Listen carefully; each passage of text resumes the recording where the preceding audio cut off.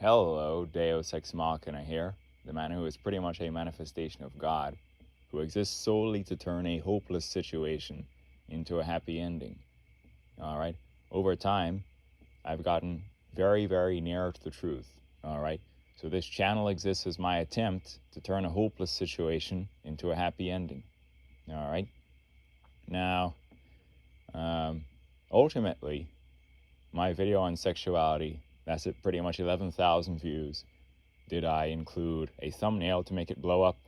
Does the video even include any visual content? Did I optimize the title and do research how to optimize the title to make it blow up? No. Did I write a script for the speech? No. Alright, I just simply felt moved to make a speech about things. And much of what I said was accurate. Alright, the sections of that speech that are inaccurate, I amend in the description. So I listened to it after it blew up. I made corrections in the description to make sure all the information was, accurate. All right. And so if there's things I said in that speech that were slightly inaccurate or not supported by current scientific consensus, then the description goes ahead and makes amendments, so to speak. All right. Now, ultimately, the human ego is so fragile, very fragile. It has Schadenfreude, which is the derivation of pleasure from other people's suffering. And also people are evil. People are envious, jealous, competitive, and may have evil plots against each other. All right? And then basically as well, all right, you're going to have the human ego being so fragile that basically it likes to call other people fools. Because if you can call someone a fool, then you elevate yourself. All right? And so on and so forth. Now, I'm practically so smart that I'm God. And so that's a bit fucked up to say, but kind of true. So I literally will turn this entire hopeless situation into a happy ending, and it will become understood what the hell I'm doing here and the point of this channel. I will make a utopia or die, and so on and so forth. Anyway, part of that utopian understanding, all right, comes with telling people what the actual truth is, because everything's lying, all right, and everything's pretty much a lie, all right. So anyway, so on and so forth, all right. Now people, all right, obviously would like to call me a fool because everyone's insecure and has fragile egos, all right. So like, oh, what do you think of this Deus Ex Machina guy? Oh, he's a fool, he's a liar, he's retarded, all right. So on and so forth, all right. So people like to leave people in the dark, all right, and leave them to be naive and say, oh, no, he's just an idiot, all right. But I know what everyone is thinking because I'm telepathic, because I'm godlike, all right. So if you look at my video, all right, what was it now? Deus Ex Machina, Barefoot Juggle Walking, all right. A certain frame of that video, I'm juggling, and I look hilariously attractive. Like I'm Tagah from the new Avatar movie or something like that. All right, but anyway, so on. Anyway, anyway, and then as I said in a recent video, I would upload a video with smoother juggle walking, and so it's incredibly difficult to barefoot juggle a soccer ball, where every touch has to be with the opposite foot and where every touch coincides with a step forwards. And so basically a new short upload, all right, shows me walking smoothly while juggling the ball, alternating foot each touch. Anyway, so on and so forth. Now, I think the stuff I said in the most recent video upload, which was a 2-hour talk, Deus Ex Machina, much of that stuff addressed my thoughts on inequity and solving the world's problems, and that there's enough to go around, all right? But basically, all right, I, of course, my rate of saying true things is never going to be 100%. And so in that thing I said that Erling Haaland played for RB Leipzig, which is in Germany, all right, when in actuality the correct Red Bull club that he played for was actually Salzburg, which is in Austria. So it was RB Salzburg. All right. Anyway, so on and so forth. So Leipzig in Germany, Salzburg in Austria. They're both Red Bull clubs. So RB Leipzig, RB Salzburg. Anyway, and so on and so forth. So, and so on and so forth. Now, people, all right, a bunch of consciousnesses are going to like gather evidence to try and stop me because that's the nature of the universe, all right, and so on. All right. So over time, I've gotten less and less naive. All right.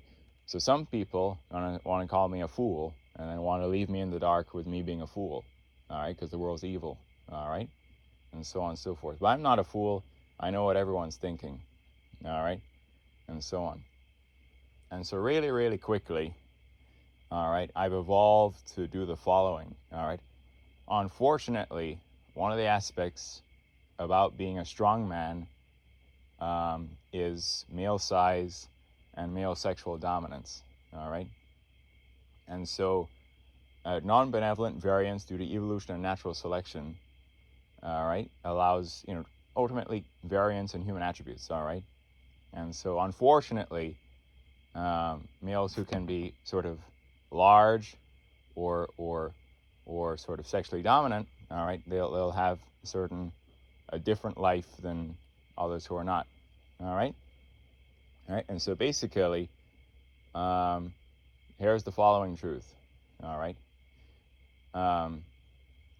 For a male to be sort of good at sex, all right, they don't just need to have a large peak size that they grow to.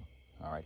They need to have the understanding to maintain that peak and to like have sexual knowledge and skill. All right. And so a lot of people, all right, would call me a liar. But I'm not a liar, I'm just extremely unique. And so because I'm so unique, I'm always saying true things, but I'm so smart that it's hard to understand that that's true for me. For example, you can look up a paper, Geometries and Fabrication Methods for 3D Printing Ion Traps. In the acknowledgement section of that, it says I suggested the collaboration. I was an undergraduate freshman when I told the two laboratories to collaborate to 3D print ion traps to make a trap-time quantum computer. All right. Then Fourier analysis, quantum mechanics in undergraduate college. I even skipped a good amount of the lectures. Still topped the class, especially in Fourier analysis, even though I skipped all the lectures because I can just read from the textbook and understand it. Anyway, so on and so forth. And so, all right, I wanna make clear the following, just to like clarify things. All right. So a long time ago, when I was still somewhat naive, I sent an email communication, all right, to a woman saying that I had a 10-inch cock. All right. And what accompanied that communication was an attachment showing me sitting down and fully erect. All right. And so on and so forth. All right. And so basically, all right, I want to explain to you why this wasn't a lie. All right. What I said precisely was I have a 10-inch cock, and I accompanied it with a picture of me sitting down and erect. All right. Here's why this isn't a lie. All right. Here's why it's not a lie. All right. I didn't say I have a 10-inch BPEL at peak. What is BPEL? It's bone pressed erect length. It's the formal metric for insertable length of a male erect penis. All right. So if you want to know what your BPEL is, you stand up, you get erect, you take a measuring device. From the top, you're going to compress the fat pad to the bone and measure the termination of glands. All right. And so basically, all right, for myself, all right, what is my BPEL? I can stand up, get erect from the top, all right, and my peak BPEL is going to be somewhere between 8.75 and then 9, all right, and so on and so forth, all right. And so basically, right, my peak BPEL is somewhere between 8.75 and 9. All right. Now, given that this is the truth, all right, why is my claim that I had a 10-inch cock not a lie? All right. It's not a lie because I said it in jest, because I know that everyone is exaggerating everything.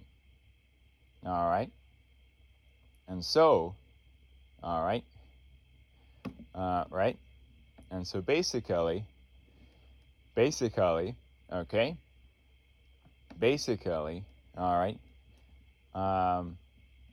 Anton Harden, he's a male porn star. If you look at some recent pornographic video featuring Anton Harden, it will say such and such takes 12 inches. All right.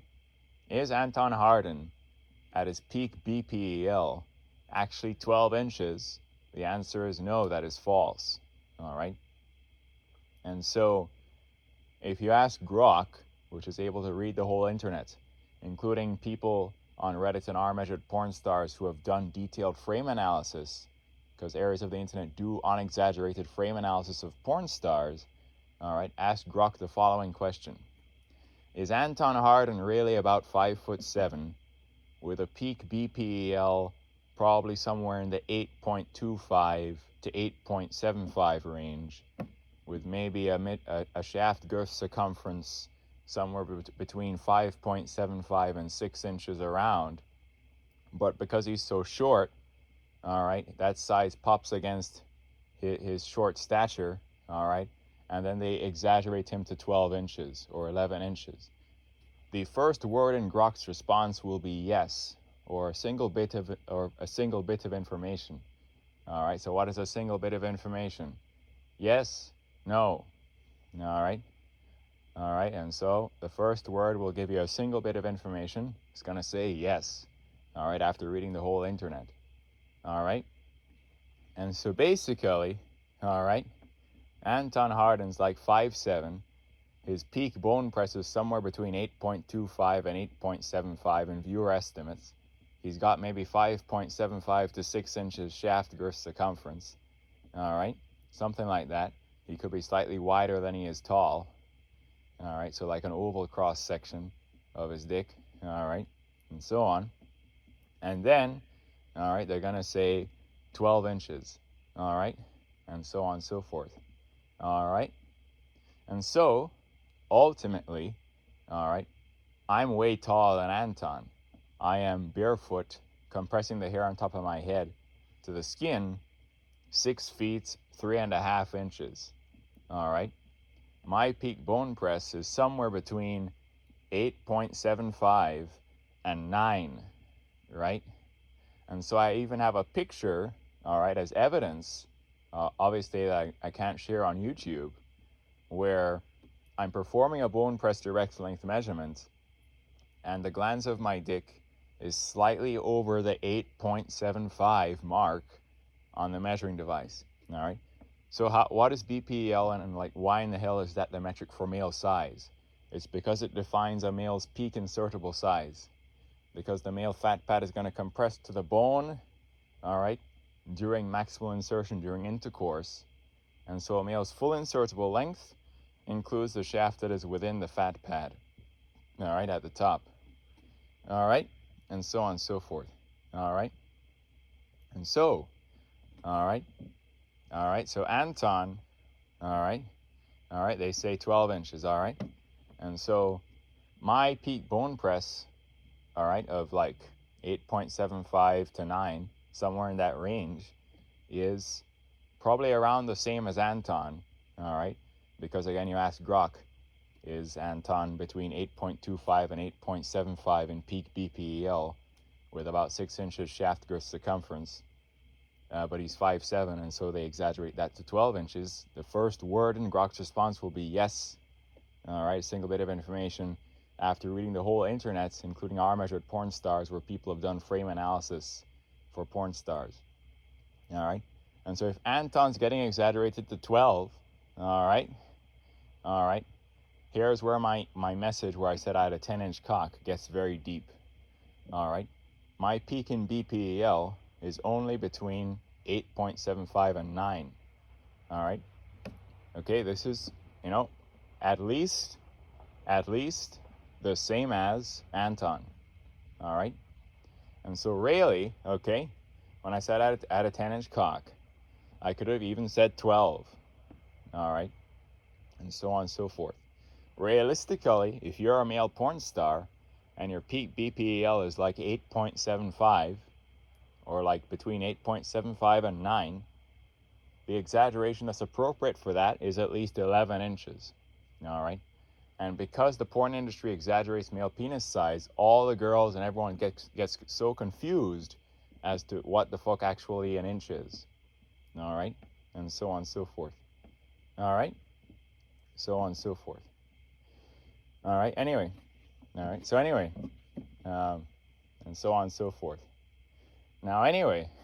So on and so forth. So, anyway. All right. Okay. So I didn't say I have a 10-inch BPEL. I said I had a 10-inch cock as a joke because the porn star scale of what an inch is so exaggerated. All right. My true BPEL is somewhere between 8.75 and 9 at maximum. All right. Anyway. All right. So that was Anton. All right. And so now we're gonna do Julio Gomez. All right, who is Break. Okay. All right. Break's exaggeration is even more hilarious. Okay. So if you go on the official Julio Gomez website, you'll see that his height is listed there as 5'7". All right. Okay. So here is the hard to swallow truth about Julio or Break. All right. Ascertained from frame analysis and the internet. All right.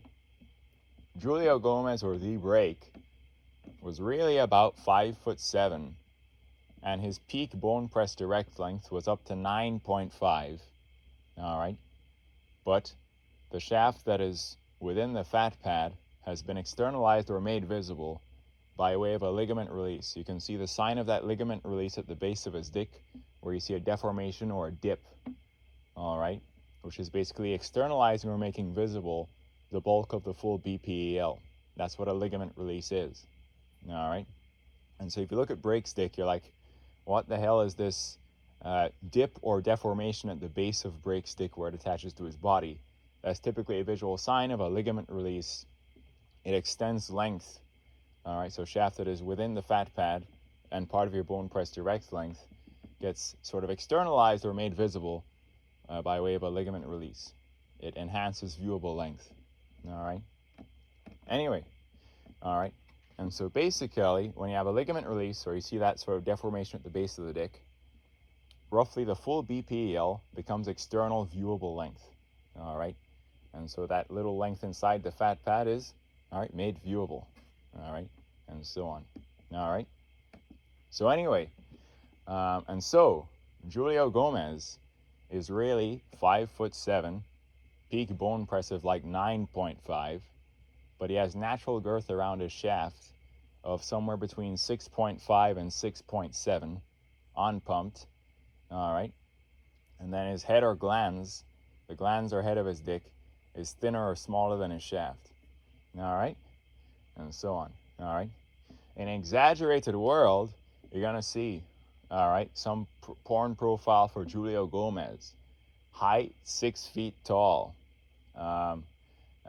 Dick size, 14 inches. All right? So here's the hilarious truth. All right? Julio at 5'7" with such short legs is such that a 9.5 bone press from certain angles could kind of look like it's your whole fucking thigh. All right? And so, all right? And so realistically, Julio is 5'7", all right, 9.5 peak bone press, all right. In exaggerated porn star world, he's 6 feet tall and he's 14 inches, all right. And so you're like, oh, is Julio actually 6 feet tall? No, he's 5'7" with really short legs. And so that's why his 9.5 bone press can from certain angles look like it's his whole fucking thigh, all right. And so on and so forth, all right. So exaggerated land, Julio is 6 feet tall and 14 inches. In the real world, he's 5'7", and his bone press is like 9.5. All right, and so on and so forth at maximum. All right, and so we live in a world of lies, lying, and exaggeration. All right, and so on and so forth. All right. So anyway, so on and so forth. So anyway, uh, anyway,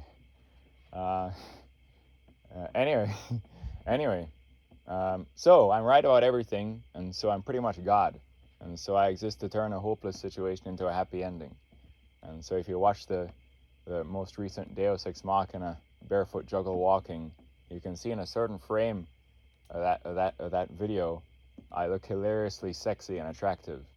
But anyway, like I'm Tagah from the new Avatar movie. Anyway, so on. Anyway,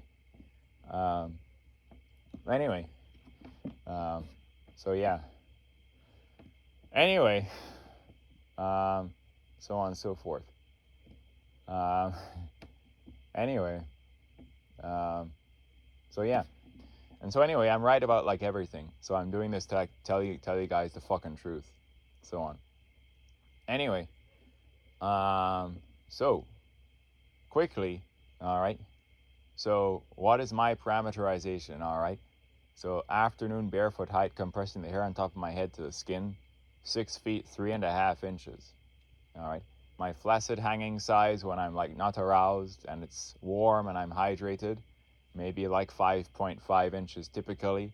But if it's freezing over the winter time, my typical 5.5 flaccid because of homeostasis over the winter could be 4 inches. All right. If it's really freezing and it's decided to constrict. All right.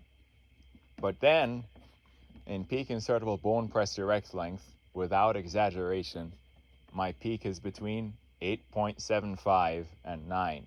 I even have a picture proving it where my BPEL is visibly slightly over the 8.75 mark, all right, and so on, where basically, it's a real picture, and I'm compressed, and I've taken a measuring device from the top and compressed my fat pad to the bone from the top to get a proper BPEL measurement, all right, and so on and so forth, all right. And so me is a brown guy, a mixed guy, all right? I have both black and white genetics. My white genetics are going to be English, Irish, Spanish. My black genetics are going to be African, obviously. My black genetics may make my nose wide, my lips thick, and my hair texture somewhat curly, all right? And so on and so forth, all right? And so, all right, basically, in terms of comparing the break and me, all right, here's the following truth. All right, break 5'7", peak bone press 9.5, but externalized with a ligament release, and so you can see the deformation or dip at the base of his dick, which is typically a sign of a ligament release.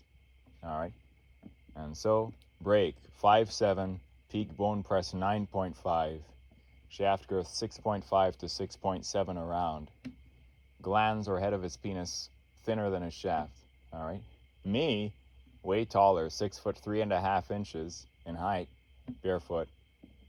My peak bone press is less than his because I'm only between 8.75 and 9. All right. My mid shaft girth circumference is thinner than his because I'm only between 5.8 and 6, whereas he's up at 6.5 to 6.7. All right. But then ironically, all right, my girth or thickness around my glands, around my head of my dick, is between 6.5 and 6.7. All right. And so the proof that this is actually the truth is in a picture I made to scale with Break and me. And so Break is kneeling, performing insertion in one of his porn scenes. All right. And I'm standing up and erect. All right. And so I made this picture with Break and me to scale with the following. I decided to make the head size the same. The distance from back of neck to nose on Break and me, I made the same.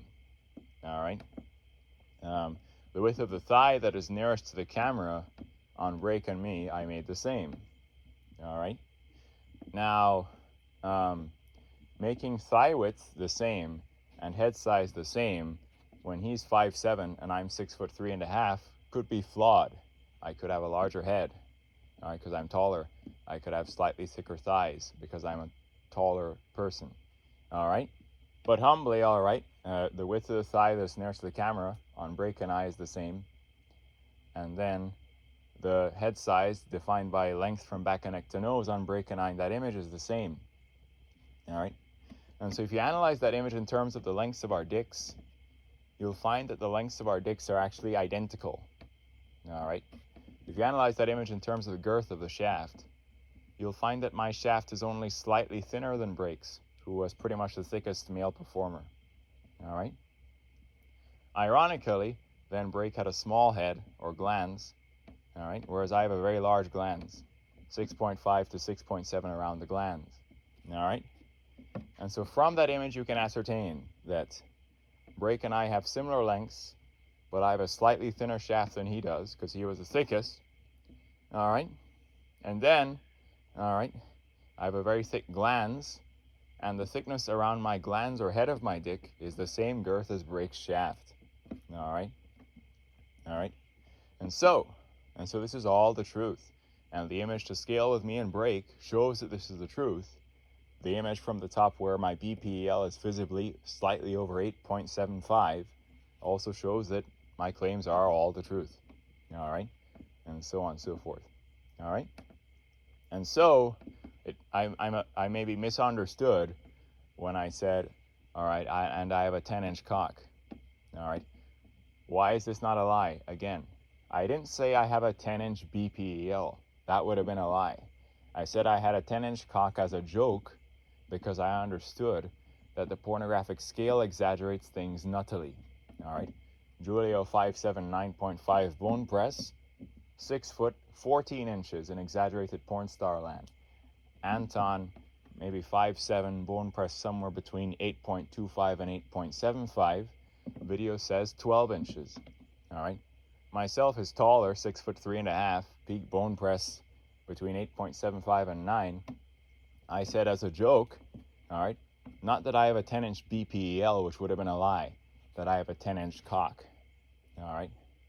And so you'll see stuff like Anton Harden, all right, 12-inch cock, all right, and so on. He's not 12 inches, all right, and so on and so forth, right?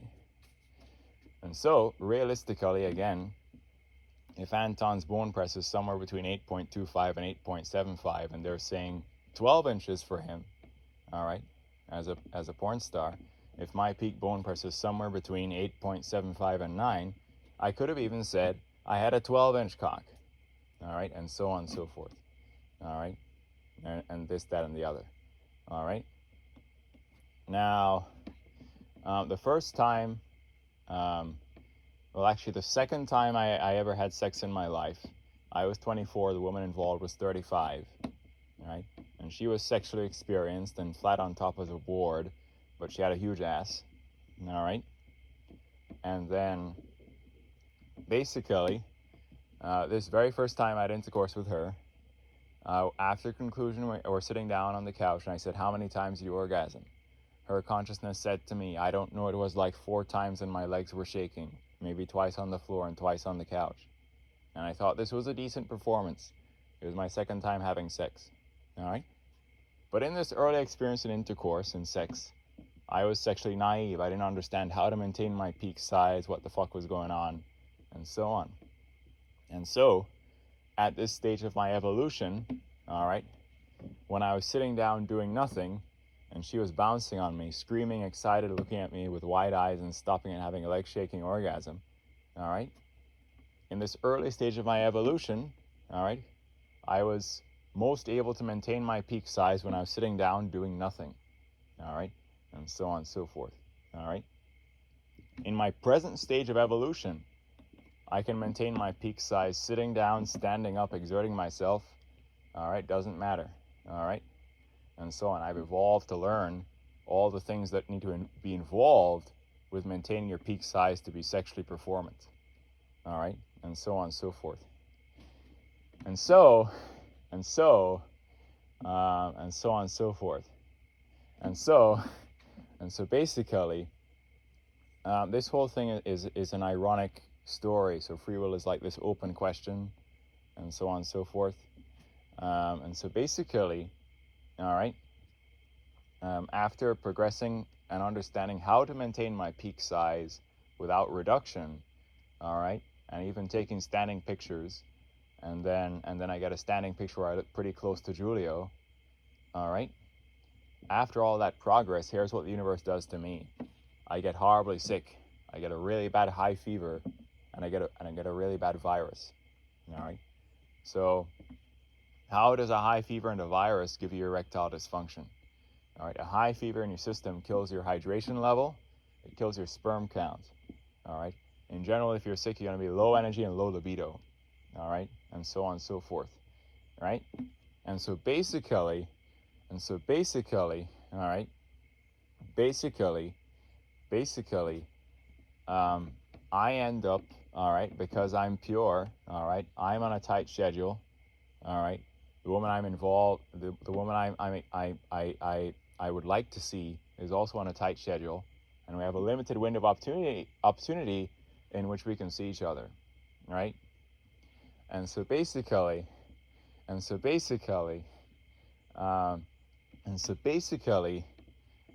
what ensues is that I decide to see her when I'm sick. All right. And so what in the heavens happens? Hilarious, ironic sex where I am not even potent because my body is weak with this fever and virus. All right. I'm coughing up yellow-green phlegm. My body's weak. It has a fever and virus. All right. And so, all right, after I'd intentionally, made progress with how to maintain my peak, how to be fit, how to be sexually performant, I then revert to being sick, weak, and not potent, all right, and then have really underwhelming sex, all right? And then now, all right, and so it was pretty bad. And so we tried again when I was a little bit more recovered from the fever and virus. And I was a little bit more potent, but still not really at my peak, still not that good, and in other words, the sick intercourse was underwhelming, all right, and so on and so forth. So anyway, and so on and so forth.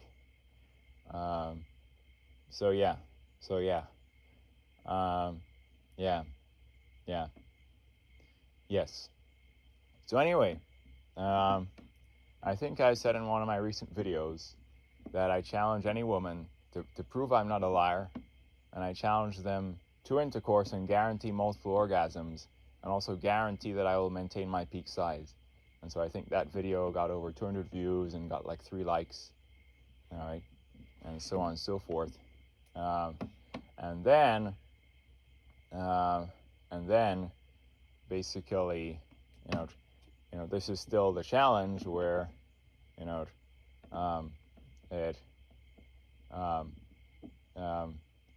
I'm sexually, performant and strong at my present state, all right, and so on and so forth. Anyway, now, so on and so forth. All right, and so, all right, and so here quickly I want to illustrate as well. So, what needs to be perfect for a male to maintain their peak size? All right.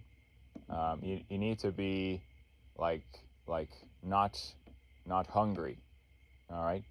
And so if you're feeling weak or low energy and you're hungry, all right, you shouldn't have sex, all right? And so if you're hungry, you're probably not going to be as sexually strong or performant, all right? And so there's a bunch of things that need to be perfect for a male to stay at their peak size and be sexually performant, all right? You can't be hungry. You can't be too cold and there's homeostasis going on. You can't be horribly sick with a fever and virus, all right? You can't be really sleepy and tired and there's a bunch of melatonin in your system because you're really sleepy and tired and low energy. You can't have done a really, really intense workout and you're so tired from that intense workout that the energy levels are on the floor, all right, and so on, all right.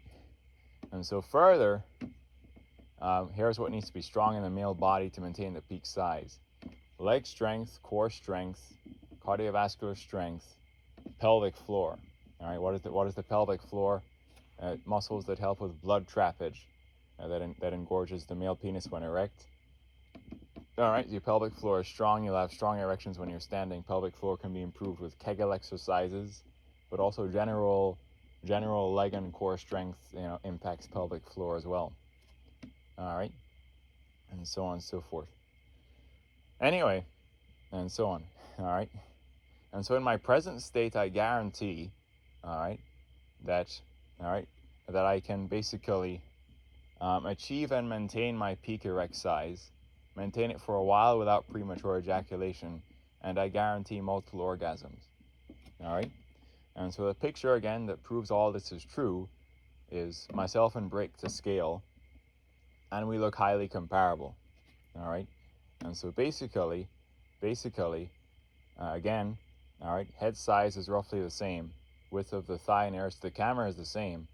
The length of our dicks looks the same, all right, because my peak bone press is between 8.75 and 9, and his was 9.5, and so his peak is only a little bit more than mine, all right. In the shaft girth, I'm a little bit thinner, because he was between 6.5 and 6.7 around, whereas I'm between 5.8 and 6 around, all right. Then you'd have a small head, or glans. His head of penis or glans is small. My head of penis or glans is large, is between 6.5 and 6.7 in circumference. All right, so I have his shaft girth at my glans. All right, so you could kind of think of that as like an inverse profile, where in terms of he has thick shaft but then smaller glans, and I have a slightly thinner shaft than him, but I have a thick glans. And so you could think of it ironically as like an inverse profile, all right? But that inverse profile is unique, all right? Because ultimately, wherever my glans is inside the vagina, it's going to apply concentrated girth pressure equivalent to Julio's shaft, wherever it is inside the vaginal canal. And so one time, with a woman who was not even losing her virginity, who was 35 years old, and I was 24, all right, she started bleeding. And she said she was not on her period. She said she wasn't losing her virginity, obviously. All right. And so she said she could get tighter as she gets deeper. All right. And so a female vagina, the depth to the cervix, when maximally aroused, all right, it doesn't exceed about 8 inches, even for taller and larger women. And so this woman was maybe 5'9", barefoot, 160 pounds, and then flat on top, but very huge natural backside, right? And so basically, all right, I wasn't taking this woman's virginity, all right? She wasn't on her period, and she just starts bleeding, all right? And so a male's BPEL is insertable, all right?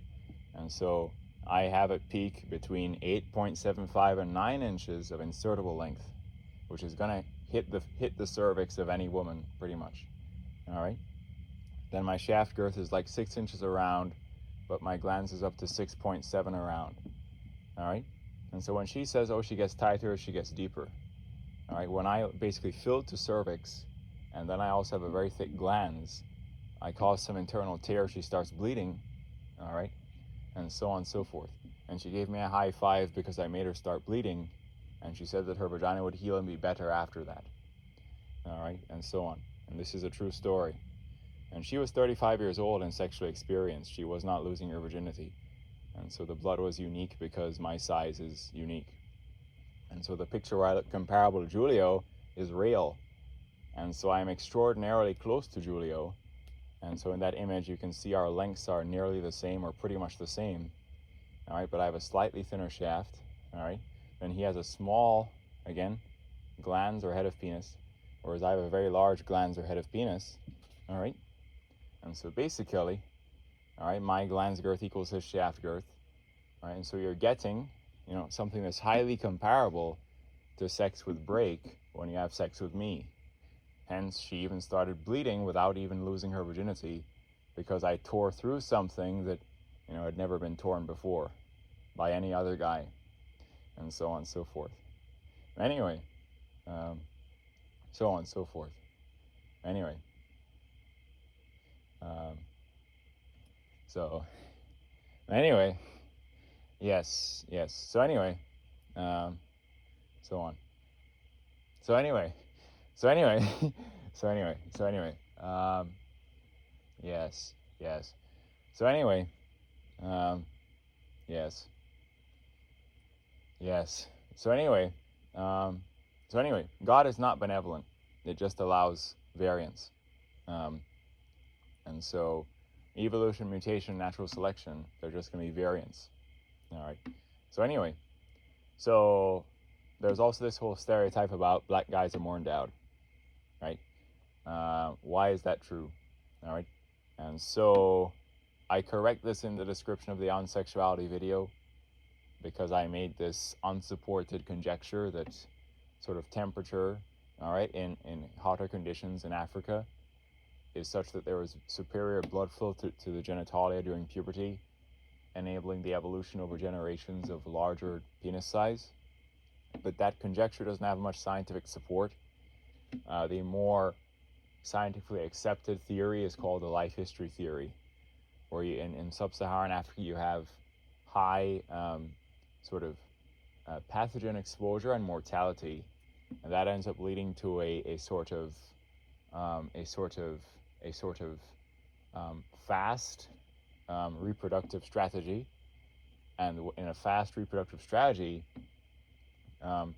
you're getting actually that there ends up being evolutionary preference for high testosterone males and also high fertility females, right? And so testosterone levels during fetal development and also during puberty inform a male's penis size, right? And so if then you're selecting for high testosterone males, all right, then you get the emergent traits of men who are more endowed. If you're selecting for women who have high fertility, all right, fertility is correlated with estradiol. Estradiol is correlated with larger breasts and backside, all right? And so statistically, you could study this. African origin humans will be more sexually impressive, meaning the peak bone press direct length of African origin humans will be more than the peak bone press direct length of white humans on average, right? The sort of backside size and breast size, all right, of African genetic origin humans will be on average larger than white humans, right? And so again, the black men on average will be slightly more on average in peak BPEL than the white men. The black woman will be more in terms of breasts and backside than so the black woman will be more on average in breasts and backside than the white woman, all right, and so on and so forth, all right. And so this is the thing where the life history theory explains it, all right. High pathogen exposure and mortality in sub-Saharan Africa, fast reproductive strategy, which favors men with high testosterone. High testosterone men are more endowed. It also favors women with high fertility or high estradiol and larger breasts and backside.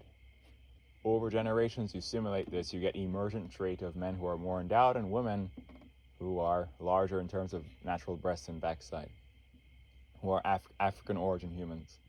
All right? And so life history theory says that ultimately in the regions where the white folks evolved, in the temperate regions and so on, there was actually a slower strategy, all right? And that slower strategy was more preferential to intelligence and this, that, and the other, all right? And so in a slower reproductive strategy, you have preference for intelligence, all right? In a fast reproductive strategy, there is more so preference for testosterone, fertility, estradiol, all right? And so life history theory, temperate regions where the white folks evolved, a slower reproductive strategy, all right, which is more preferential over time to intelligence, all right, as opposed to, all right, sort of a fast strategy, all right, where it is preferential to testosterone, fertility, estradiol, and so on. All right, and so this is how these things emerged over time, in terms of scientifically accepted theory, as to like how things came to be. All right, and so, all right, we have to talk as well about melanin, right? And so melanin is basically, this thing that will make the skin black. All right. And so, how the hell did melanin come about? Why don't all humans have melanin? The answer is, all right, so melanin was a mutation. All right. And so, if you simulate the universe, all right, you have mutation and natural selection and evolution. All right. And so, all right, which races of humans have melanin? Indian and then African. Right. And so, ultimately, all right, the mutation that is melanin, all right, is such that harmful solar radiation, ultraviolet radiation, all right, the skin is more resistant to that because of melanin. All right, skin cancer is less likely. All right, and so which cultures, all right, have melanin? Indian, African. All right, and so are areas of India and areas of Africa nearer to the equator in which there is more intense solar radiation? Answer is yes. All right, and so on and so forth. Right, and so basically, over generations, you simulate this. All right, the mutation of increased melanin in areas that are more equatorial, India, Africa, then that melanin as a mutation prevents skin cancer, makes their skin more resistant to harmful solar radiation that is more intense near the equator. All right, then you have the white folks, all right, way up north in Norway, all right, in frickin' Norway, all right, who are white as snow, all right, and so on. Anyway, this, that, and the other. Anyway, so on. Anyway, now the thing is that basically, melanin itself doesn't contribute to dick size. All right, testosterone contributes to dick size. All right, and so basically, the Indians, on average, as a race, are not as endowed as the Africans. All right, so while they both have the melanin, all right, this sort of fast strategy, sub-Saharan Africa, high pathogen exposure, high mortality, evolutionary preference for high testosterone males, high fertility, high estradiol females. All right, and so Africans and Indians have the melanin. On average, African origin men statistically are more endowed than the Indians, even though they both have black skin, and so on and so forth. All right, this, that, and the other. Anyway, all right. So anyway, and so on and so forth. And so basically, all right. And so basically, all right. Let's see now. What else now? What else is going on now? So apparently there's a white British guy called Matt Barr, and he's supposedly the medically verified world record holder for male erect penis size in terms of bone pressed erect length. And so basically, Matt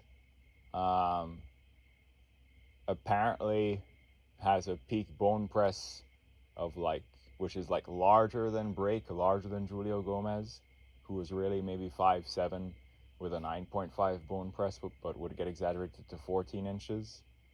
And so Matt Barr, a white British guy, is supposedly documented as having the world's largest medically verified bone pressed erect length, even larger than Brake, who was really 5'7", 9.5. And so this white British guy is the world record holder, apparently. All right. And so there can be white men who are very endowed. Why? Genetics. All right. Testosterone exposure during fetal development, and also, and so on, and testosterone levels, during puberty, all right, which is also impacted by genetics, all right, and so on, right, and this, that, and the other, all right. So I'm not a black man, I'm not a white man, I'm both at the same time. I'm a light skin, I'm a brown man. All right, anyway, so on and so forth. Anyway, all right, so basically, all right, people want to call me a fool. Say, oh, you're a fool, you're a 5, you're normal. Oh, you're a fool, you're a 6. All right, so now I'm going to make a claim, all right, and then no one can call me a fool, because I challenge any person who calls me a fool for making this claim to ultimately verify it by way of intercourse with me. All right, if you are a pretty sexy woman and you have a huge ass, all right, and you're somewhat facially attractive, all right, I'm going to prove I'm not a liar, all right, prove I'm not a fool, all right, and I'm going to guarantee that given my strong legs, core, cardio, and pelvic floor, all right, good vitamin levels, vitamin D levels, all right, things being good, all right, I'm going to guarantee that I will maintain my peak insertable bone press of between 8.75 and 9 consistently during intercourse, sitting down, standing up, exerting myself, doesn't matter, all right, and that I will bring the female to multiple orgasms. I guarantee it, all right. Anyway, and so quickly, all right, here's what the percentiles are, all right. So anyway, all right. So anyway, so here's what the percentiles are, all right. Okay. If you have genuinely a peak bone press direct length of 8.75, all right, there's a picture, all right, where you can see that my bone press is slightly over the 8.75 mark, all right. And so if you have a bone press of 8.75, what percentile is that? All right, it is actually over the 99.99th percentile, all right, and so on, right?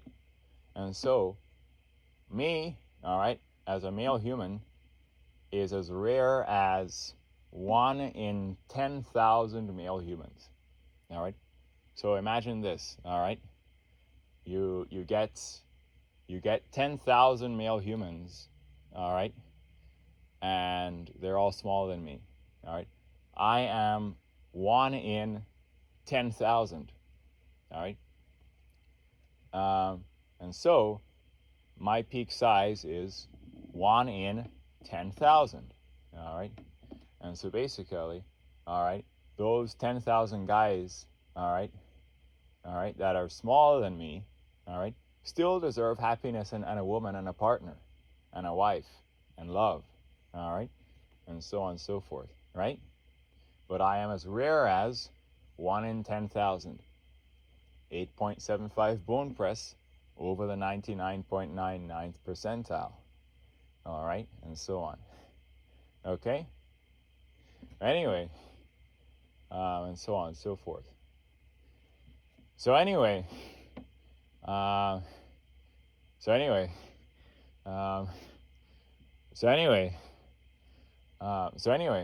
right, and so basically, all right,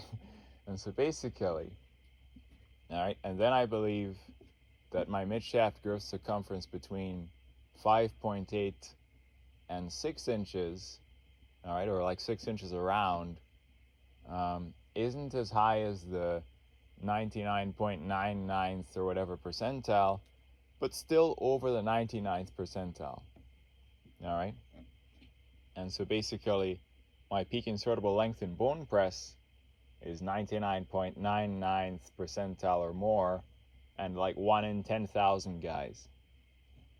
My mid-shaft girth circumference of something like between 5.8 and 6 inches, or roughly 6 inches around in circumference, is over the 99th percentile, and therefore still thick in comparison to male humans, all right? And so if you're about 6 inches around the shaft, this is over the 99th percentile, and therefore still thick, all right? And so on, right? So anyway, right? And so this, that, and the other, all right? Julio Gomez, or the Break, was in a different league in terms of being the thickest. All right. And so basically, again, for Break, the estimates were he was in circumference of shaft between 6.5 and 6.7, whereas I'm between 5.8 and 6. So if you take the upper bounds of both of those, my 6-inch shaft girth, him at 6.7 shaft girth, all right, go on Desmos, plot two circles, one with a 6-inch circumference, one with a 6.7-inch circumference. You'll see nice concentric circles. The other one's going to be, larger, all right? But ironically, the difference in size of those two circles is not that severe, all right? So Break's shaft will apply pressure to the vaginal walls, all right, as the outer circle, myself the inner circle, all right? But then Break could have a small head, whereas I have a large head, a large glans. And so the girth around the glans of my dick applies pressure to the vaginal walls in the equivalent way to the shaft of Break. All right? And so from my research, I think the outer third of the vagina is most responsive to girth, pressure from girth. And so Break shaft would do that, relatively consistently, whereas I have to make sure I pull out nearly all the way with every single stroke to make sure that my glans girth applies that pressure to the outer third of the vagina consistently. So as long as I nearly pull out all the way every single stroke, my very thick glans applies consistent girth pressure to that outer third of the vagina. All right.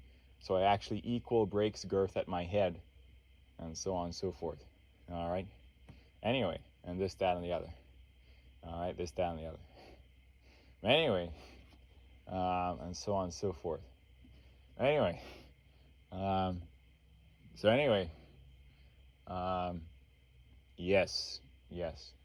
anyway, and so,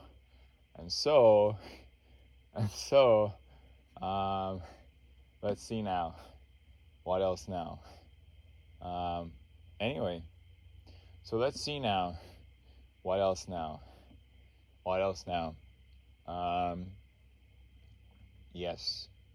So anyway, that very old picture of me sitting down on a bed erect, all right, that I sent accompanying my 10-inch cock, message, all right. My bone press is really at peak between 8.75 and 9 again, all right. But again, I said it in jest because I knew about the exaggerated scale of the male porn stars, all right.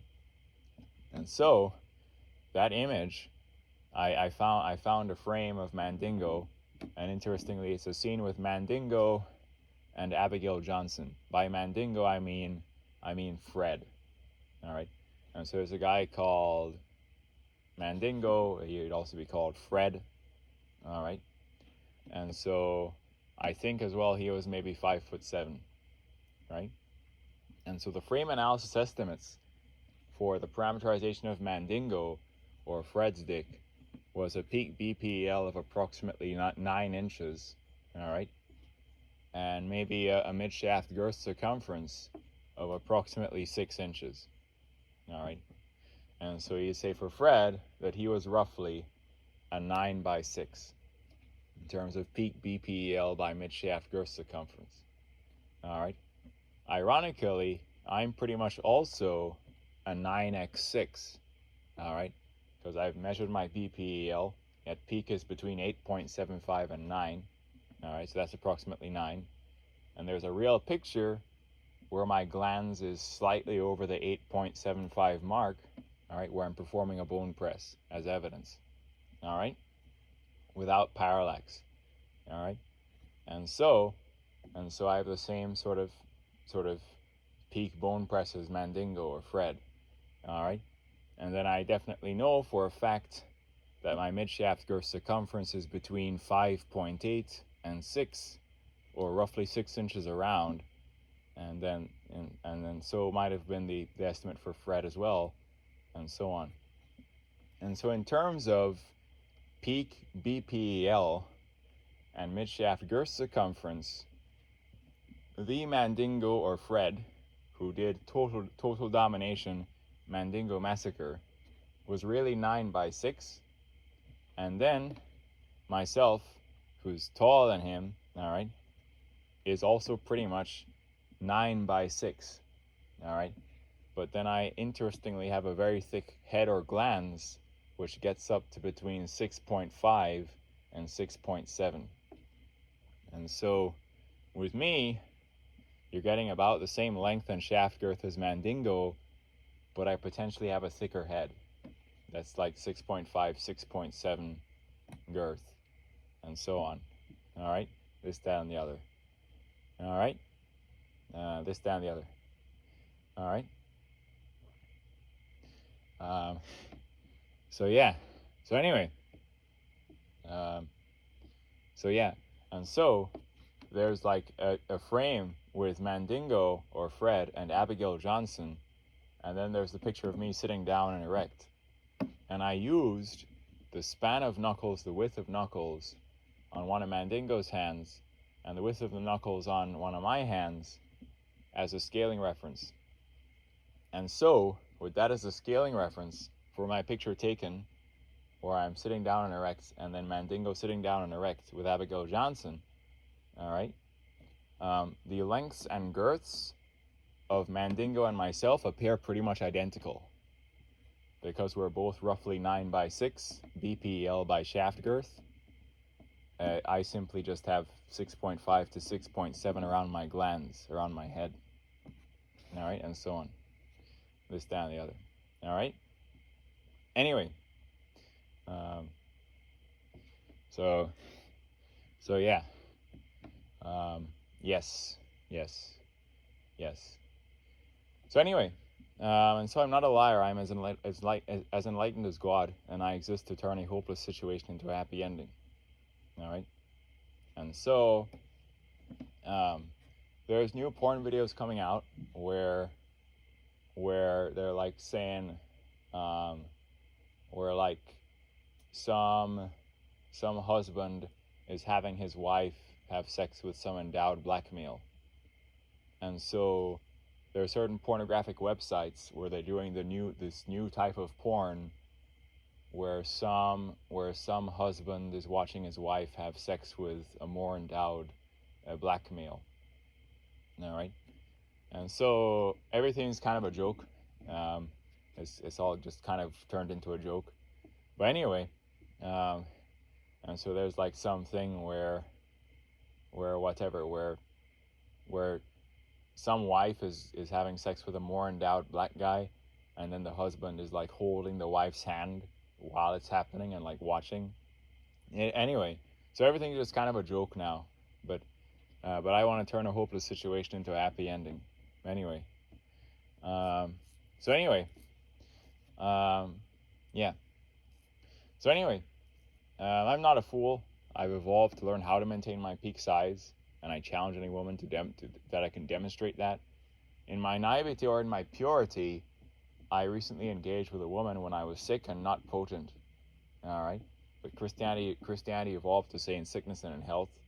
All right, but the kind of purity to like deal with a person in sickness and in health is not really present in the modern time, and people are also evil and manipulative. Right, and so if people wanted evidence to say I was a 0, you know, they'd say, oh, when he was sick, he was like a 6 or something, right? And it's because I had fever virus and was really weak and not potent, all right, and so on. Anyway, this, that, and the other. Anyway, yeah. So anyway,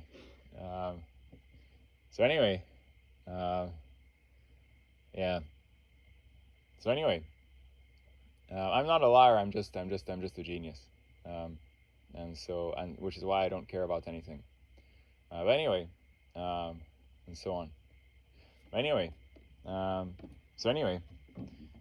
yeah. And so yeah.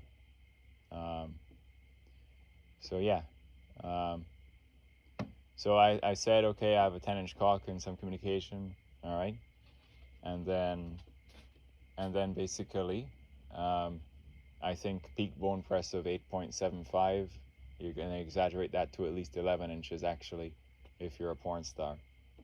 All right, and so if you're seeing some porn video saying Anton is 12 inches, he's really between 8.25, 8.75 bone pressed, but he's 5'7", so that's going to pop for his height. If you're seeing a porn video saying Julio Gomez or break is 14 inches, he's really 5'7" with a peak bone press of 9.5, and he has short legs, and so that size will pop against his height. All right, and so am I really 10 inches in formally accepted BPEL? No, I'm between 8.75 and 9 at peak. There's a picture where I am visibly slightly over 8.75, and it's solid evidence of me telling the truth. All right, and so on and so forth. Anyway, so yeah. Yeah. So anyway,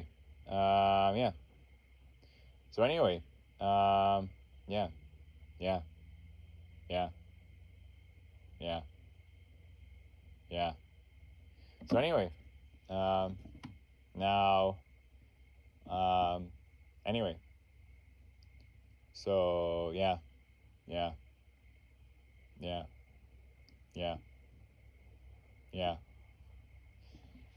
So anyway, yeah, yes, yeah. So how do I want to turn a hopeless situation into a happy ending? If a female human wanted size, she could simply mold a dildo to her specifications, attach it to a machine, where you can basically sort of vary the stroke frequency of the machine, and then have sex with the machine. And so you can mold the dildo to its specifications, attach it to a machine where you can control the stroke frequency and vary it, and then have sex with that machine dildo thing, right? And so this whole thing where there's porn videos where some husband is holding his wife's hand or something while she's having sex with a more endowed black man, it's really kind of a joke. And so instead, a husband could be holding the hand of his wife while she's having sex with a sort of inanimate, molded dildo attached to a machine, right? And so on and so forth. All right. And so this whole thing about female selection for size, all right, it's stupid, all right, because you could just have sex with a dildo attached to a machine, all right.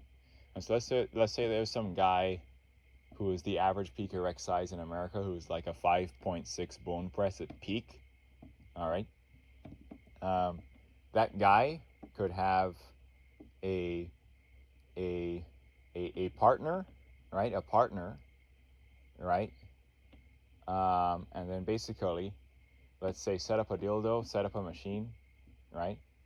And then basically his partner, let's say that while this average 5.6 peak bone press guy is like getting a blowjob by his partner, then some sex machine, a molded dildo attached to a sex machine, is having sex with the girl.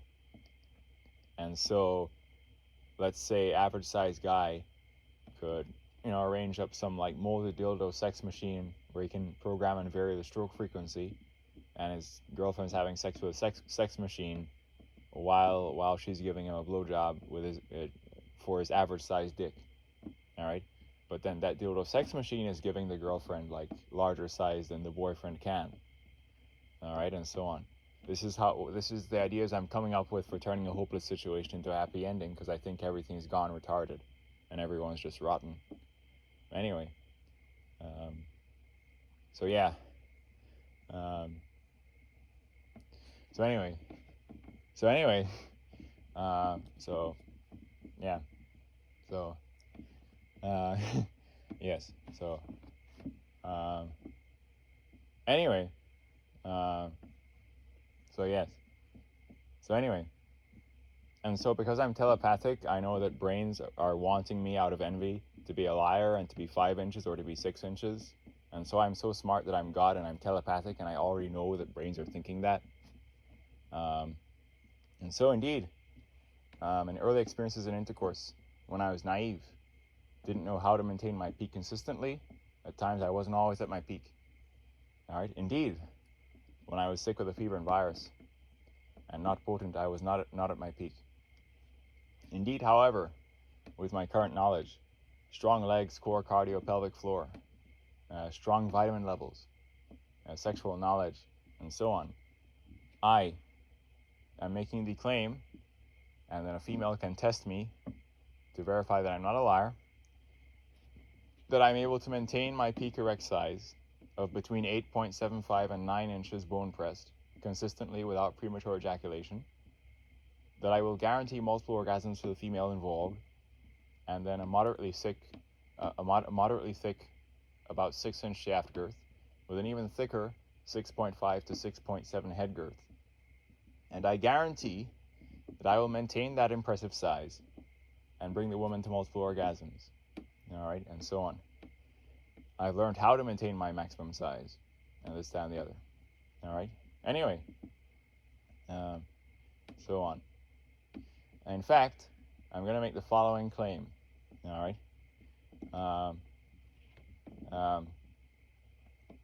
I want to do the following. All right. 3 women. Each of them has to be moderately facially attractive.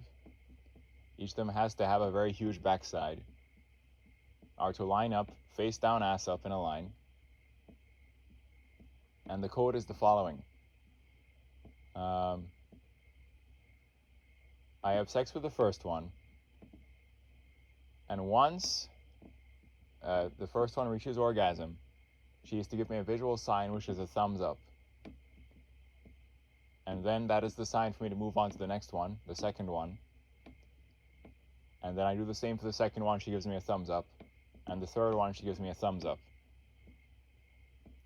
And then, after the third one, I go back to the first one, and this continues in a cycle where I must bring each woman, among the 3 of them, all right, to at least 3 orgasms, all right, okay, and go about that in a cycle, all right, and so on, all right, because I'm highly comparable to break. The picture where I look comparable to break is real. In the past, a 35-year-old woman with like a huge ass said that she had like 4 orgasms with me in a single session, and her legs were shaking. Another time she even started bleeding because I tore her in a way that no other guy did before. So anyway, so yes. Now I have to make claims like this, all right, because basically, I have to prove myself to be telling the truth. So anyway.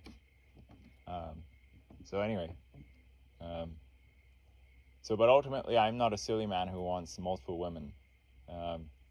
In certain religions, all right, Mormons have multiple wives. The Muslim men have multiple wives, all right.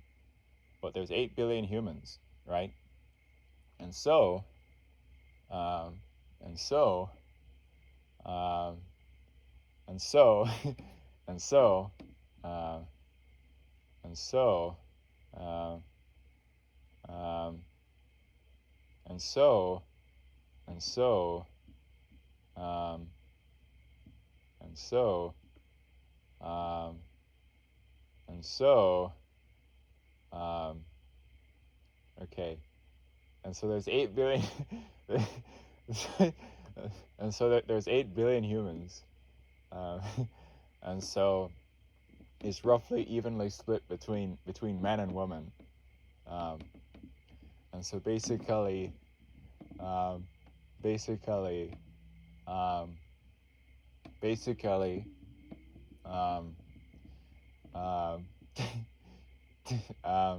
for one man to have more than one woman is such that then other man has none. And so some Mormons have multiple wives, some Muslim men have multiple wives. All right, and so my like 3-woman proposition just now is not because I want like 3 wives for myself.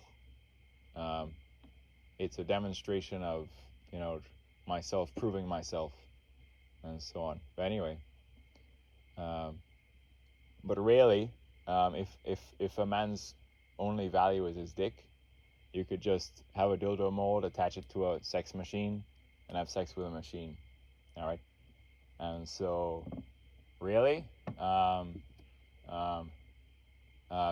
evolution determinism is such that some men are endowed, some are not. It's not something a person has control over. I could be replaced with a mold attached to a machine, right? And so on, right? Anyway, so anyway, so yeah, yeah, yeah, yeah, yeah, yeah. So anyway, so yeah, yeah. So anyway, yeah, yeah. Anyway, yeah, yeah. So anyway, yes, yes, yes, yes. So anyway, yes, yes. Anyway, yeah. Anyway, so for pure relationships, there needs to be connection at the intellectual level, at the emotional level, shared interests as well, and so on. Right. Anyway, there's a curse to being a male sexual worker, a male porn star. Your image and career is mainly associated with that vulgarity. And so there's other men who do more respectable contributions to civilization, and then they have a partner that finds them to be a lovely person. Then they keep the sexuality with that person private, and so private sexuality is not inferior to being a publicized porn star. So there's many guys who do something respectable, have a wife, sexuality is private, not inferior to being a publicized porn star or sexual worker. Anyway, so yeah. So anyway, so yeah. So yes, yes. Anyway, yeah. So yeah, yeah. So yeah, yeah. Anyway, so yes, yes. So yes. Anyway, so what are curses of being a male porn star? Your image is associated with that vulgarity, right? Um, you know, maybe that's the thing you're known for. Right? When you pass away, maybe one of the major things you're known for, right? So there's many other things. And so, for example, civilization can't function without engineers, people who make stuff. All right. And so if there's no one making stuff, there's no stuff. And so on. Anyway, yeah. Yeah. So, anyway, so yeah. In terms of my size being sufficient to be a male porn star, a modern black porn star called Hollywood Cash is actually less than me. Hollywood Cash is not as thick as I am. And so, And so my peak bone press 8.75 to 9, right? Shaft girth about 6 inches around, maybe 6.5, 6.7 at head. Hollywood Cash is less than me, and so Hollywood Cash is not as thick as me. So I already objectively know I'm big enough to be a male porn star. But you know, there's curses to it, and so on. Anyway, and then people are gonna try and like stop me from being a male porn star. Say I'm a fool. Say I'm a 6 or something, and say I'm like not good enough. But I already know I'm good enough, which is complicated. And so, which is why I just had like made that 3-woman proposition, where I have to go through them in a cycle and make each one have at least 3 orgasms, and so on. But anyway, so on and so forth. Anyway, anyway, so yeah, yeah. And so, long story short, given accumulated experience, I now know how to maintain my peak size. All right, so early sexual experiences, didn't really know how to maintain my peak. Recent time, even though I knew how to maintain my peak, I was really super sick with a fever and virus. Then that made me not potent. In my present state, totally can maintain my peak. Legs are strong, core is strong, cardio is strong, pelvic floor is strong, vitamin D levels are good, vitamin levels are good. And so I'm doing that 3-woman proposition thing, you know, to like prove myself, so on. Anyway, so yeah, yeah, so yeah. Anyway, yeah, yeah, yeah, yeah. So anyway, yeah, yeah. Anyway, yeah, yeah. God is not benevolent, but there is God. So I talked about non-benevolent deism, which is my theological position. And so the variance that evolution allows in terms of human attributes and abilities isn't governed by anything benevolent. You just have normal distributions for like every human attribute, whether it's intelligence, height, penis size, breast size, backside size, normal distributions. And so if you're on the good end of one of those normal distributions, you're not blessed by anything. You just evolve to be on the good end of the normal distribution via determinism and random variance in evolution. And so on and so forth. And so, yeah. So I don't pray to anything, but I believe in God. I believe in a non-benevolent God, an intelligence that designed the universe. And so if you study physics, you're like, well, this universe is conserving energy, charge, and angular momentum. And we can mathematically understand that, like, the whole thing's a machine. And so some atheists would be like, oh, those conservation laws just, you know, are not proof of any God or intelligent design, right? And so basically,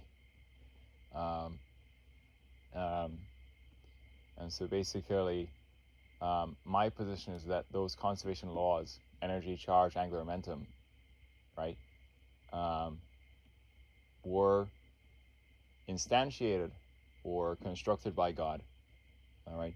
And so for the nature of our reality, all right, the fabric of our reality, to conserve energy, charge, and angular momentum at a very deep level, all right, and for those conservation laws to be held, you know, strictly held, implies intelligent design, implies a God. And so the whole Earth spinning towards the east, all right, is conservation of angular momentum from when it formed 4.54 billion years ago, because the cloud of gas and dust had net angular momentum going towards the east. And so the gas and dust near to the sun went faster than further away. And so when the planet collapsed into itself, it started spinning towards the east. And then,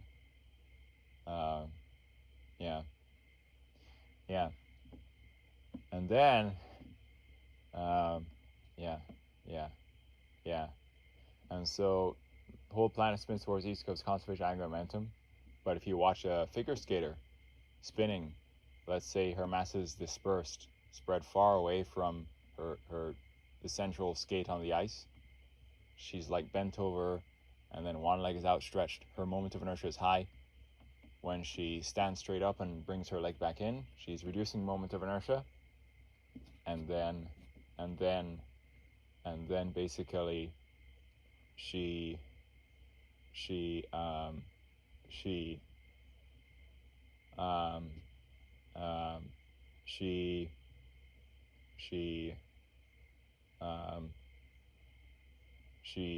basically will increase angular velocity and start spinning faster. And so normally to increase angular velocity, you need to apply an external torque to the system, right? But figure skater constricts her mass from being spread out to closer. She starts spinning faster without any external torque that she's applying. And so the whole Earth is going towards the east from when it formed because of angular momentum conservation, and then apply that to a puny human figure skater protruding radially from the surface of the Earth, it's still angular momentum conservation. In some of my videos, I've talked in depth about energy conservation as well, but long story short, even the chemical potential energy that is fructose or sucrose in fruits on trees, that can be derived back to the sun. And so when the sun heats up leaves on some tree, it's going to lead to a negative pressure, causing water to be drawn up into the tree. You need water for photosynthesis to occur, and you need the sun's light and sun's energy in light form impinging the leaves for photosynthesis to occur. That's going to produce starch, and so basically that starch becomes fructose and sucrose that fattens out the fruits. That is chemical potential energy, and so you can derive where that chemical potential energy came from back to the sun fundamentally. And so when you bite into a fruit, your saliva and digestive system is going to convert that into energy the body can use to move around and think, right? And so basically,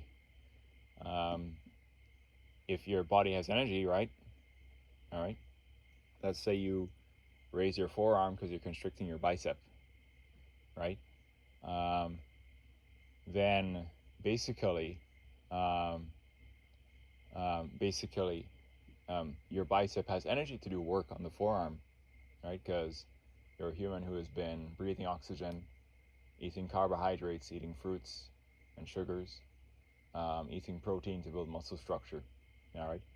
And so carbohydrates, sugars, all right, eating fruits, all right, can give the body energy, all right? And so your bicep has energy to do work, all right? And so this entire machine is conserving energy mathematically, all right, all the way to chemical potential energy in fruits on trees from the sun. Fundamentally, all energy forms on the earth can be derived mathematically back to the sun, all right? And then so this whole thing is mathematically conserving energy for some reason, all right, so on, all right. Anyway, so yeah.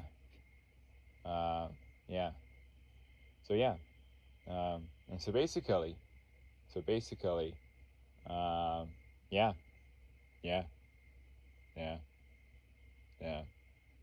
So anyway, yeah. Yeah. So, yeah. Yeah. So, so anyway, yes.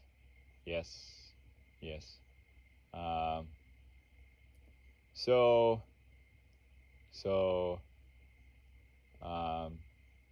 yes. So anyway, So yeah. So there's probably God. It's not necessarily benevolent, because the variance of human life experience and attributes is not allowed by anything benevolent. So the guy being wheeled around in a wheelchair drooling into a rag is not allowed to be that in that kind of position because of any benevolent entity. And then some healthy, intelligent athlete who's riding like a king over everyone else is not blessed by anything benevolent allowed to be like that. Just emergent evolution allows things to be the way they are, not governed by any central benevolent God that you can pray to or talk to. And so while there is God but it's not benevolent and you can't pray to it, the world's religions that evolved for a good reason, which is social cohesion, right? And so the moral structures of the world's religions are good. And then basically,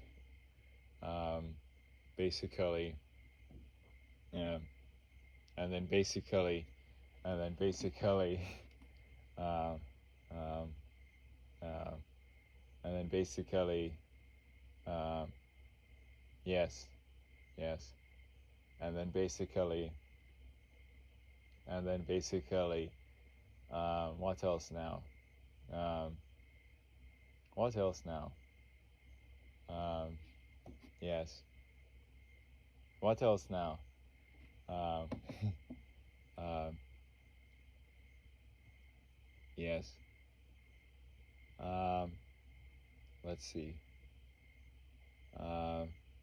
Yes. And so the moral structures of the world's religions are good. And so, for example, um, you know, although the fundamental truth is non-benevolent deism and the universe being a machine constructed by God, which mathematically conserves certain quantities which can be understood, energy, charge, and angular momentum, which implies intelligent design and an intelligent creator. All right. And the world's religions, however, evolved for a reason, and their moral structures enable social cohesion, right? And for example, in Islam, or the Muslim people say, "Inshallah, I'll find my way." All right. And so that means if God wills it, or something so forth, you'll find your way. And so there's a song that goes, "Inshallah, inshallah, inshallah, I'll find my way." Something like that. All right. And so, all right. This means if God wills it, you'll find your way. All right.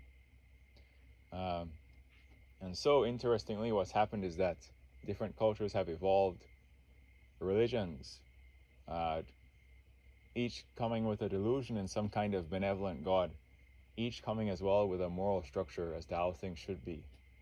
The moral structures of those religions are good, right? And so on and so forth. Right? And so on. So anyway, uh, yes, yes, and so on and so forth. Anyway, uh, yes. So anyway, um, and so and so and so um, and so what's an example of why the structures of the world's religions for morals are good? In Christian marriage, they say, for better or for worse, for richer, for poor, in sickness and in health. All right? And so what's an example of in sickness and in health? All right? Recent time in sex, had horrible high fever, had a bad virus. I wasn't potent. All right? And so if I'm ever fall sick with some high fever and virus and my wife wants sex from me, I'm not going to be potent. All right? Is she going to look elsewhere to some other man who is currently potent because she's impatient and wants sex? Or is she going to say, okay, I could just go without the sex I want for a week or two when you're sick with this fever and virus, and then we can have sex again? All right? And so on. All right? And so in sickness and in health, all right, it's a great example of this, all right? I'm sick with some fever and virus. All of a sudden, I'm not potent. I'm sick. All right? And I go, oh gosh, I'm not going to be as big. Then I'm healthy. I'm fit. I'm potent. Then I will be impressively big and able to maintain that peak size. All right? And so on and so forth. All right? Anyway. Um, so anyway. So anyway. Um, so anyway. So yes. Anyway. So yes. And so anyway. And so I'm telepathic, and so I know that their brains are thinking, liar, you're 5 inches. Because I'm God. I know what everyone's pitiful brain is thinking. I know, like, all this. But I literally am just a God that is existing to turn a hopeless situation into a happy ending. And so I know, like, all of this. Anyway. So anyway. So if I'm horribly sick with a fever and virus, and I'm not potent, then I will be reverted to being a 5. Because I'm sick. Alright? And then when I'm healthy, like right now, anyone could test me. My peak insertable bone pressed is basically 9 inches, and I can maintain that because I'm healthy and potent in my present state. Alright? Is anything benevolent allowing me to be healthy and potent in my present state? No. There's nothing benevolent at all. Alright? But there's God. Alright? But God is not any benevolent entity blessing people with things and so on. It's just emergent evolution that is messy and has variance. Alright? So anyway.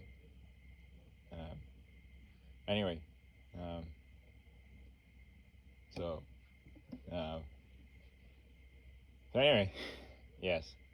So yes. Anyway, so yeah.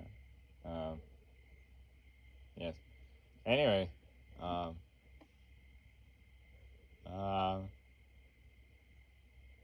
anyway, so yeah. So anyway, so yes. So anyway, so quickly we could talk about Erling Haaland. We could talk about variance, right? And so everything gets exaggerated, and so something as well that's exaggerated is male height.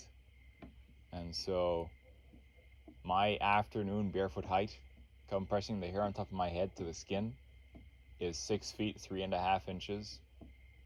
And then I think morning height, when you just get up, you could be like half an inch taller, and so on, right? And so, story, I walked up to some guy, and he's like, whoa, how tall are you? All right, I was wearing shoes, he was wearing shoes. And so I said, oh, 6'4". All right, but my afternoon barefoot height, compressing the hair on top of my head to the skin, is only 6 foot 3.5 inches with zero exaggeration. All right, so I'm wearing shoes. I walk up to this guy wearing shoes. He's like, whoa, how tall are you? And I said, I'm 6'4". And then this fellow said, whoa, I've been telling guys I was 6'5" for a while, or for years, but you're taller than me, so that must mean I'm 6'3". All right, so long story short, all right, I'm 6'3.5", compressing hair on top of my head to skin, barefoot. All right, I was wearing shoes. I walk up to another guy wearing shoes. He says, how tall are you? I say 6'4". Guy who's shorter than me says, I've been telling people I was 6'5" for a while, but because you're taller than me, I must actually be 6'3". And this is the words of the other guy. All right, and so a guy that's shorter than me, and even my barefoot is only 6'3.5". All right, and so a guy shorter than me has been saying he's 6'5". Right? And so again, barefoot, compressed hair on top of my head, I'm 6'3.5". Guy shorter than me has been telling people he's 6'5". All right, okay, all right, and so pretty much this whole thing is just exaggeration galore. All right, anyway, all right, and so often you'll see in relation to Erling Haaland that his height is 6'5". All right. I do not know if this is precisely his barefoot morning height, whether this may involve exaggeration with cleats, wearing soccer cleats or football cleats internationally. All right. Because like on some other game or one of the FC simulation games or FIFA games, he might have been listed as 6'4". All right. So I don't know if Erling Haaland's barefoot morning height is precisely 6'5" or roughly 6'5". All right. Or if he's barefoot more like 6'4". I know for a fact that my afternoon height barefoot, compressing the hair on top of my head, is 6'3.5". Maybe my perfect morning height, where I could be slightly half an inch taller, all right, because over the course of the day, gravity actually compresses you slightly. And so when you just wake up in the morning, you could be half an inch taller than later in the afternoon or in the night, because gravity over the course of being upright during the day may compress you by half an inch compared to when you just get up in the morning. All right. And so long story short, all right, Haaland is an anomaly. He's on the right end of the bell curve for height, for athletic ability, all right, and so on. So here's the thing with Erling Haaland, all right. Talk about non-benevolence and evolution and variance, okay. So Erling Haaland's dad is Alfie Haaland, right? And then basically, he was a pro player, even for Manchester City, as a right back and also as a midfielder, all right?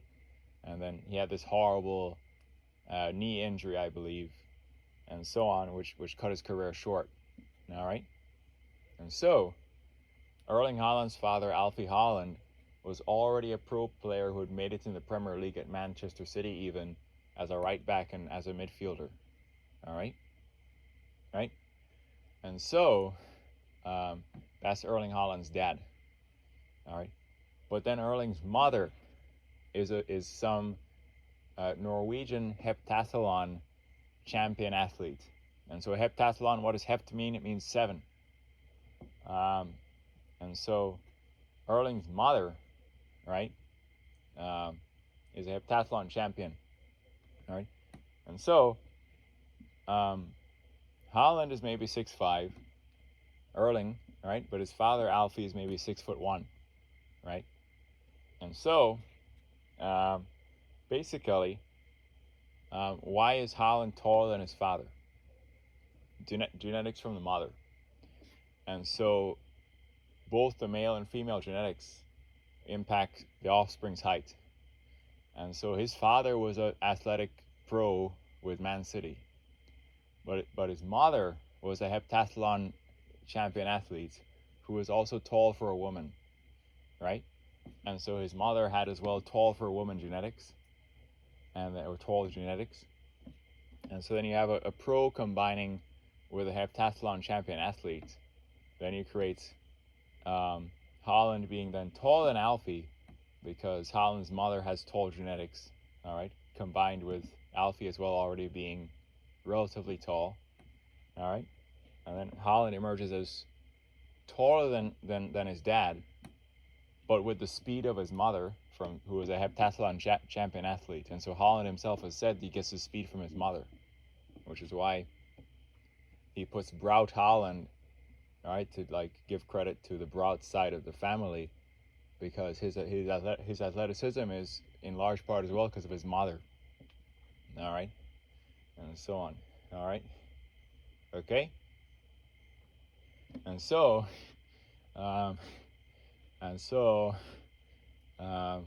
yes, and so basically, yes. And so basically, all right, you have Erling. Now, Erling didn't grow up poor, all right? His dad was a pro, and his dad had a network of like $5 million or something as a pro, all right? Something like that. And so basically, all right, I think when Erling was 5 years old, he set the world record for a human under 6 years of age to do a standing long jump. And then, because he's very athletic, right? And then now, by the time he's 14, you can see a clip of him playing in an Arsenal jersey against a team who looks like it's wearing some Borussia Dortmund jersey, where he's scoring goals with that, powerful, accurate left foot. All right. And so, Haaland got started learning to play soccer and playing football, internationally is the word, at 5 years old.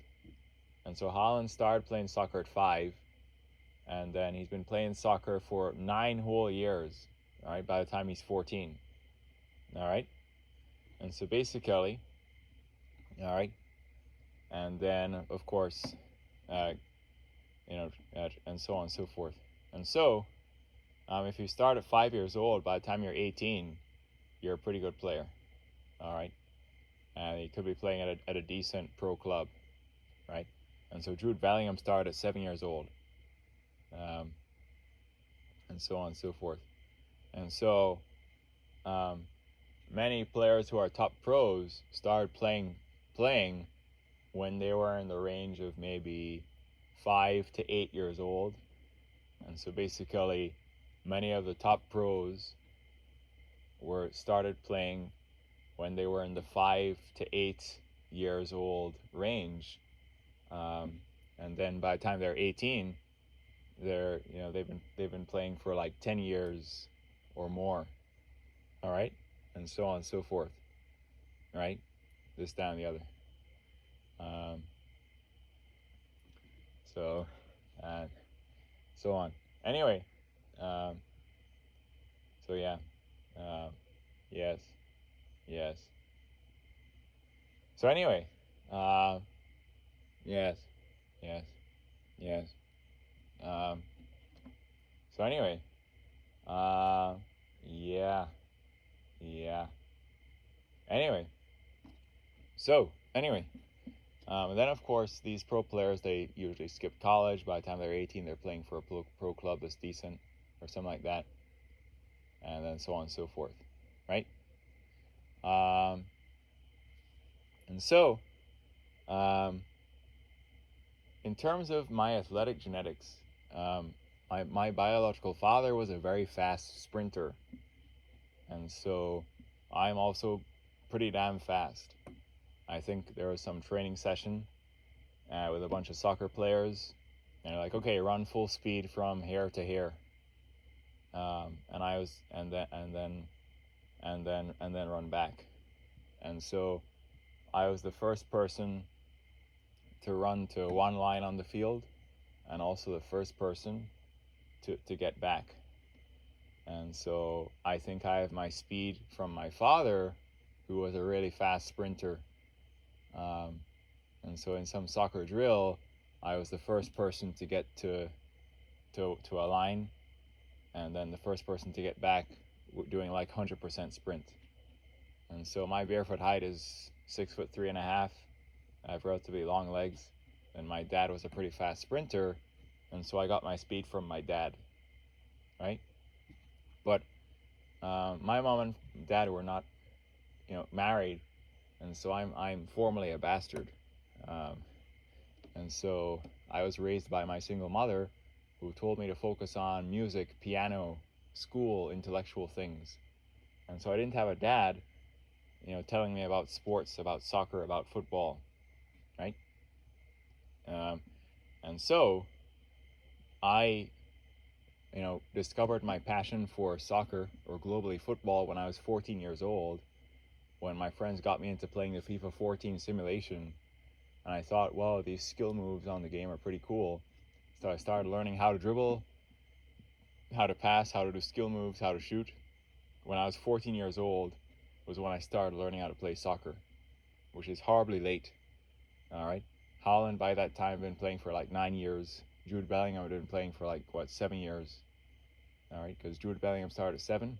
By the time he's 14, playing for like 7 years. And so I'm starting at age 14, right? And so that's horribly late to be starting to learn how to play, football properly or soccer, right? And so, yeah, yeah, yes, yes, yes, yes, yes. So, yes, yes, yes, and so, and so on and so forth. Now, so here's the thing. All right, um, um, so Erling Haaland is like, sort of right in the bell curve in terms of his height, in terms of his athletic ability, all right, and so on, all right, because he had a dad who was a pro soccer player, a mom who was a heptathlon champion, all right, who was also tall for a woman, right, and then, um, and then, and then, and then, um, and then so on. Now, ultimately, Haaland progressed from RB Salzburg uh, to Borussia Dortmund and then to Man City, right? And so, um, um, Haaland is the person with the record for fastest to reach 50 Champions League goals, right? And so, basically, he did 50 goals in 49 Champions League games, and so he's the best goal scorer the Champions League has ever seen. All right. Now, if you pay attention to Haaland's FC card, he has high pace, high shooting, high physicality, okay passing, um, uh, decent dribbling, pretty decent dribbling, um, and then not much on defending, obviously, but so on. But anyway, um, and so, and so, um, so on and so forth, right? And so, um, they base the statistics on actual. They base the card ratings for different dimensions on actual performance statistics, and so Haaland's shooting is in the 90s because of his performance statistics. All right, and so, but his dribbling is only 80. All right, and so, if you look at many Haaland goals, all right, he's not dribbling that much. And so Haaland has brilliant positioning and awareness. And so many of his goals, he may only just receive the ball from a pass or a cross, all right, and then maybe take 1, 2, maybe 3 touches, and then pull the trigger, all right. And so many of Haaland's goals do not involve him doing significant dribbling.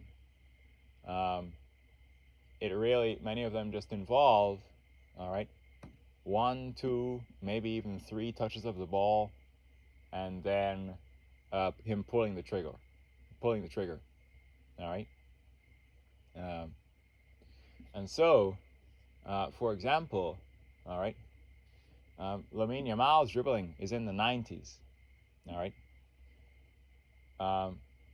Could Erling Haaland do the epic, ridiculous dribbling, all right, that Lamine Yamal is known for? Answer is no.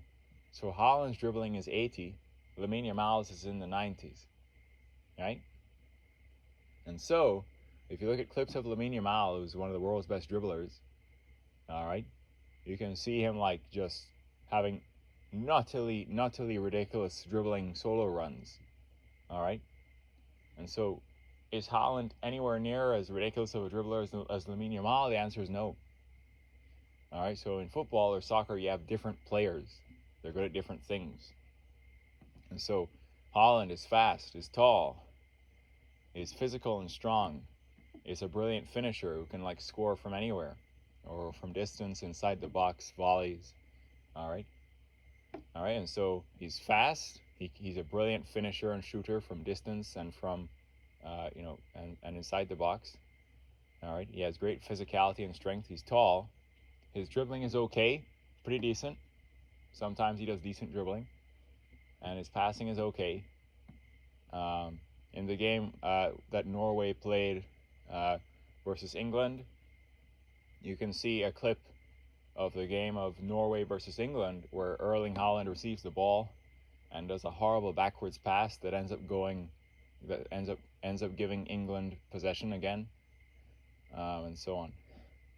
And so Erling is fast, has brilliant shooting capabilities, is tall, is very physical and strong.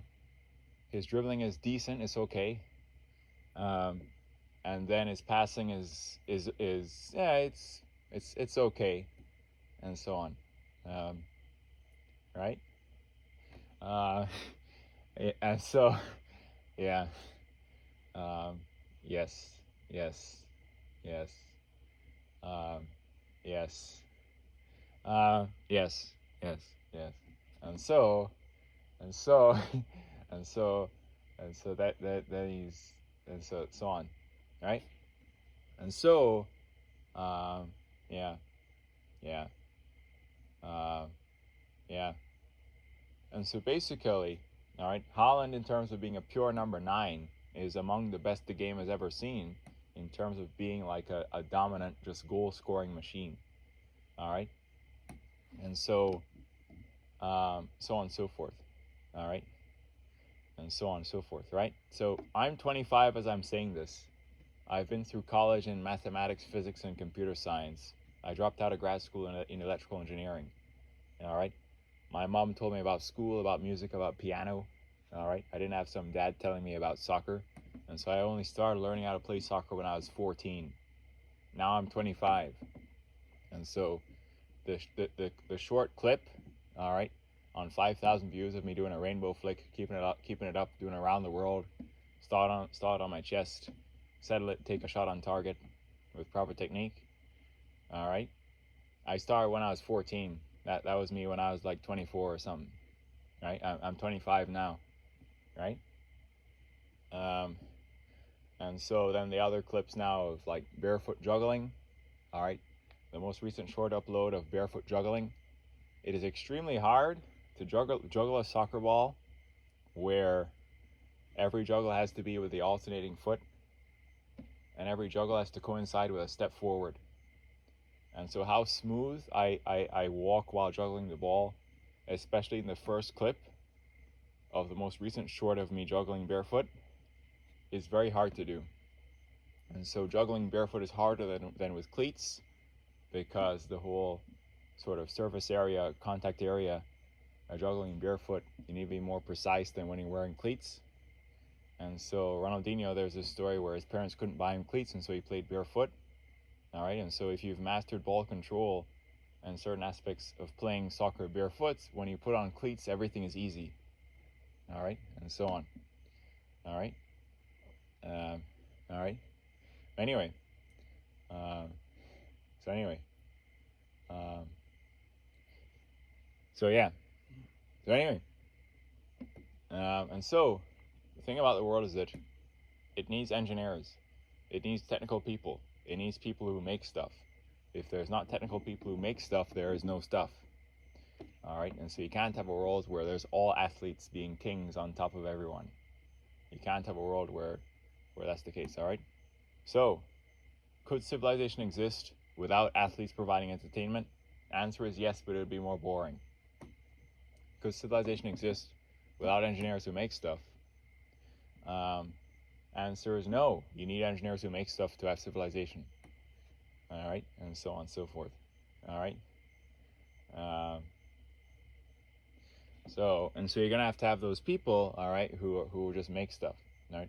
And so if you've got a bachelor's in some technical discipline, you're lucky to make 100K a year.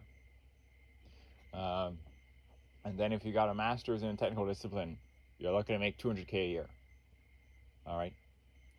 And so Erling, all right, has a fixed weekly salary from Man City of 525k, all right, pounds, which then adds up to yearly a minimum salary between 20 and 30 million. But with commercial sponsorships, with performance bonuses, he could earn up to 80 million in a year. Okay? And so Haaland is 26 now. Haaland is 5 months older than me. All right? And so ultimately, all right, then there's, I think, John Stones, who might make like, 13 million a year or something. All right? And so why is John Stones, as some defender on Man City, also Man City player like Haaland, making less money? Answer is, okay, attention. All right? Defenders are just as critical to the solid functioning and winning of a soccer team as the strikers. Okay? But the strikers, who are the ones who score the goals, get the most attention. Okay? And so, all right, and so basically, all right, the strikers tend to have higher yearly salaries than the defenders. All right? Okay? And so on and so forth. And so, and this, that, and the other. All right? And so basically, and so let's see now. Erling, right? And so he's a striker, all right? And so basically, how are soccer player salaries? How do they get so high? Answer is, all right, great soccer players, all right, when a club signs them, all right, having a great player play for your club increases the people that show up to watch the matches, increases ticket sales. All right, if you have a bunch of star-studded players that people think are great and that are worthy of that attention and worthy for you to pay to see these players play. And so let's say a club signs a very popular top player. All right, when a club signs that player on the squad is going to help increase or maintain the club's ticket sales, the number of people who would pay to show up to watch the match. All right, so having great players in your club increases the ticket sales, the people who want to watch the matches. All right, then the club jerseys are going to have company logos on them, like Qatar Airlines or whatever the hell. All right, and so Qatar Airlines pays Barcelona. All right, when Qatar Airlines was on Barcelona jerseys, Qatar Airlines was paying Barcelona. Right, and so basically, all right, the attention that the players get, that people are watching the matches, all right, then Qatar Airlines, is giving Barcelona money, right, to popularize their brand name and logo and so on the jerseys, all right, and so the players, all right, that are the ones, popularizing the brand by wearing the jersey, all right, they're also, that's one of the reasons their salaries can be high. All right, and so basically this whole thing in terms of athlete salaries are possible because of the attention they get. All right, and so the best athletes will increase ticket sales for the matches. All right, will get more consciousness. All right, reading the logos on the jerseys of the clubs they play for. All right, they're going to as well have commercial sponsorships, have ad revenue. All right, have products that they're associated with. All right, and so unfortunately, all right, the goal scorers, the strikers, the flashy dribblers, all right, get more attention than the defenders. All right, and so on. And so those players often have higher salaries. All right, and so on. But here's the thing. Money is proportional to usefulness.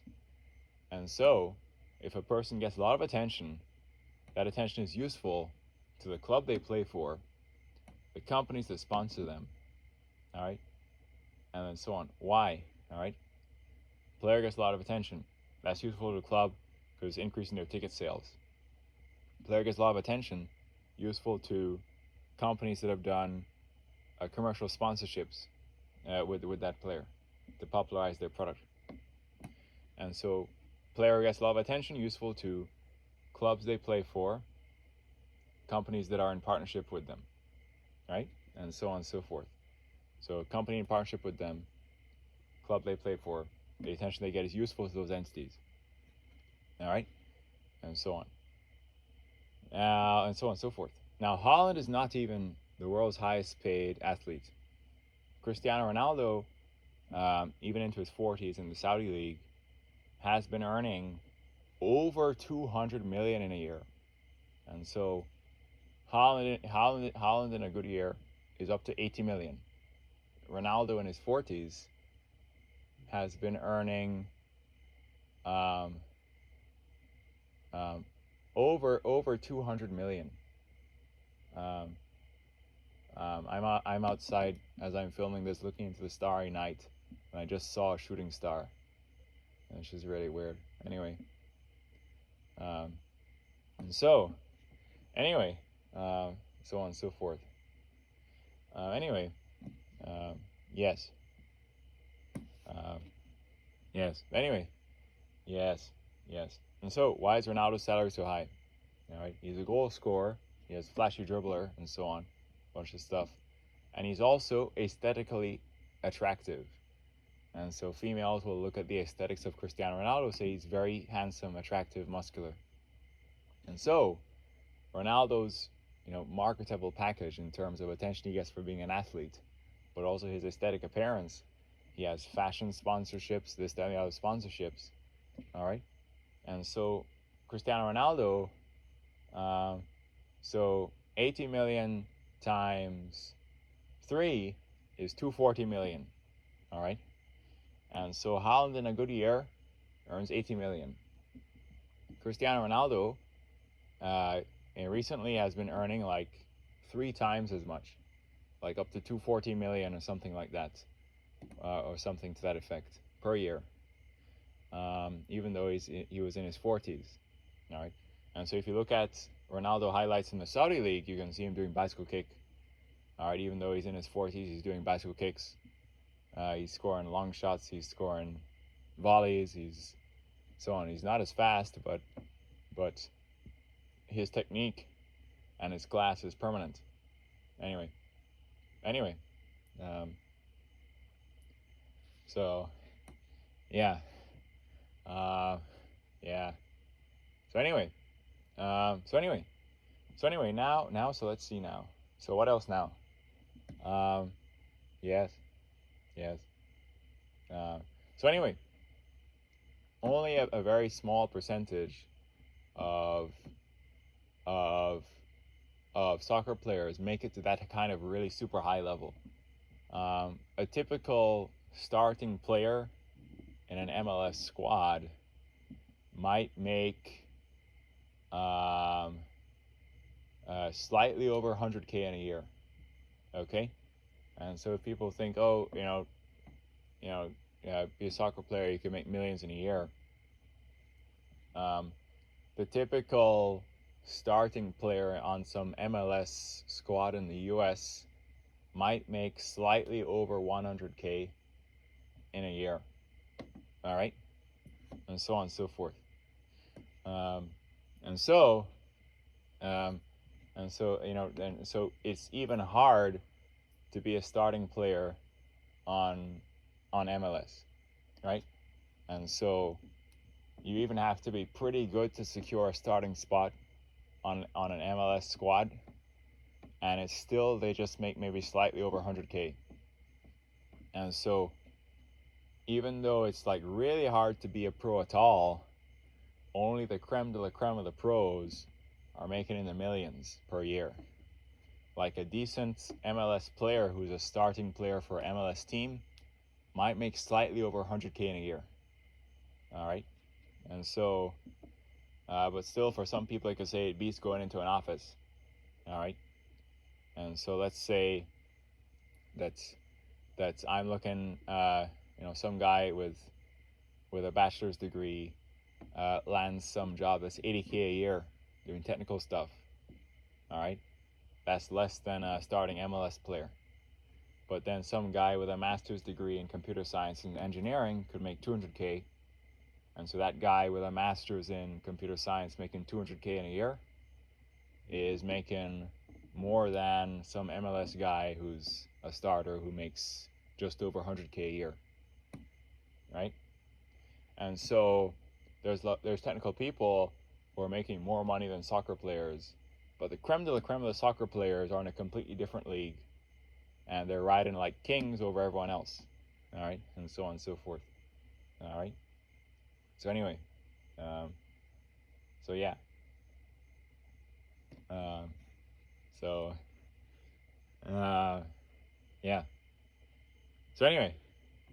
yeah. So anyway, yes, yes, um, yes, yes, yes, um, yes. So anyway, yes, yeah.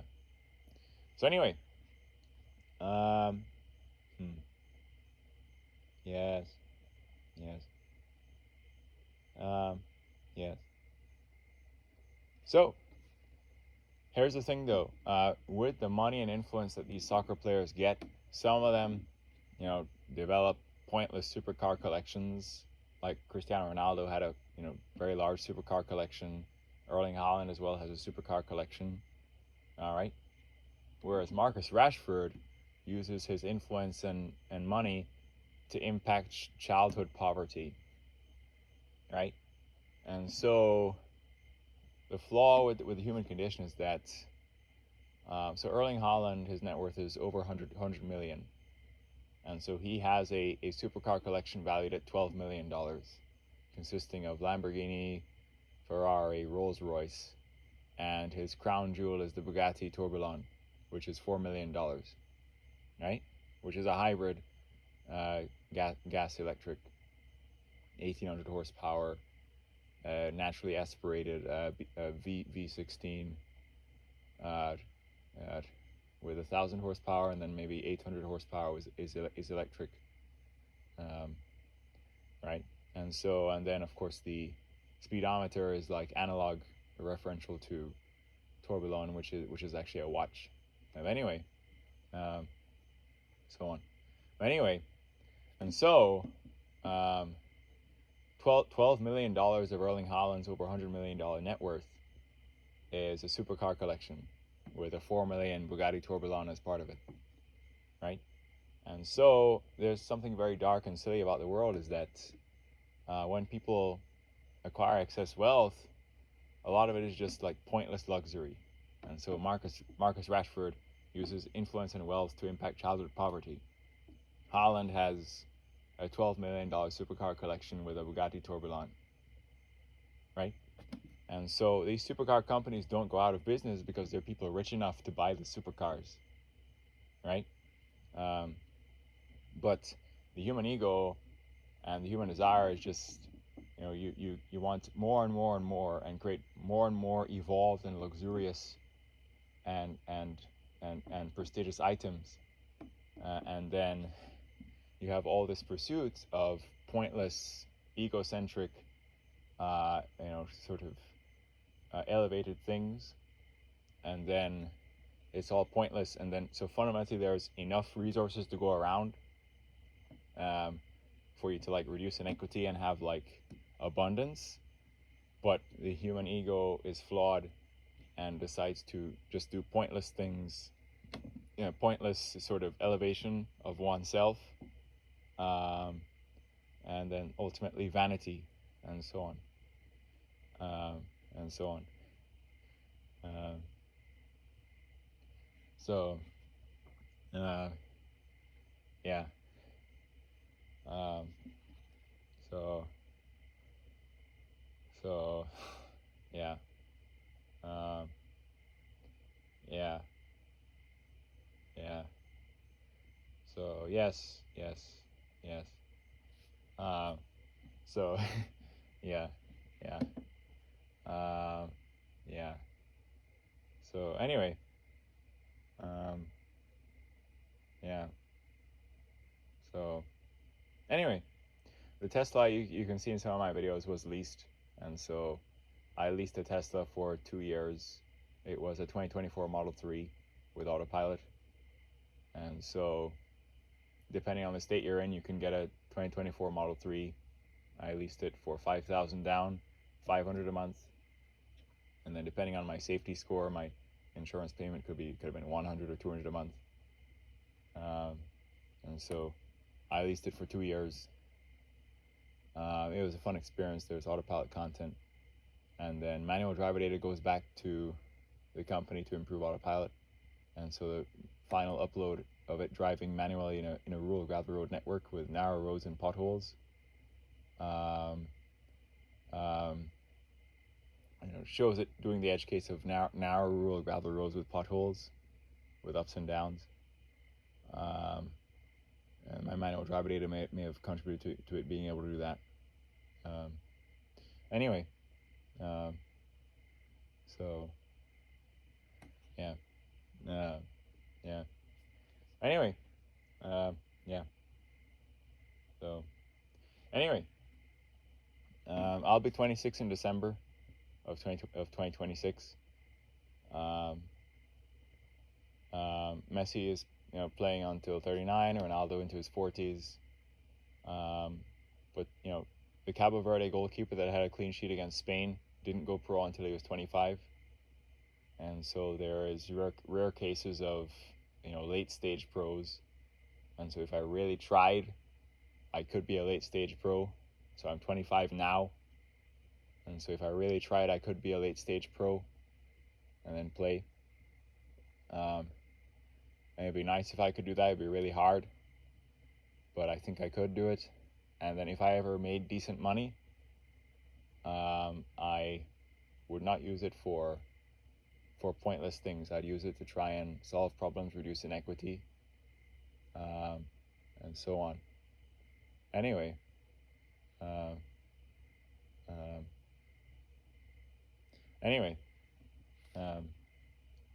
yeah. So anyway, yes, yes,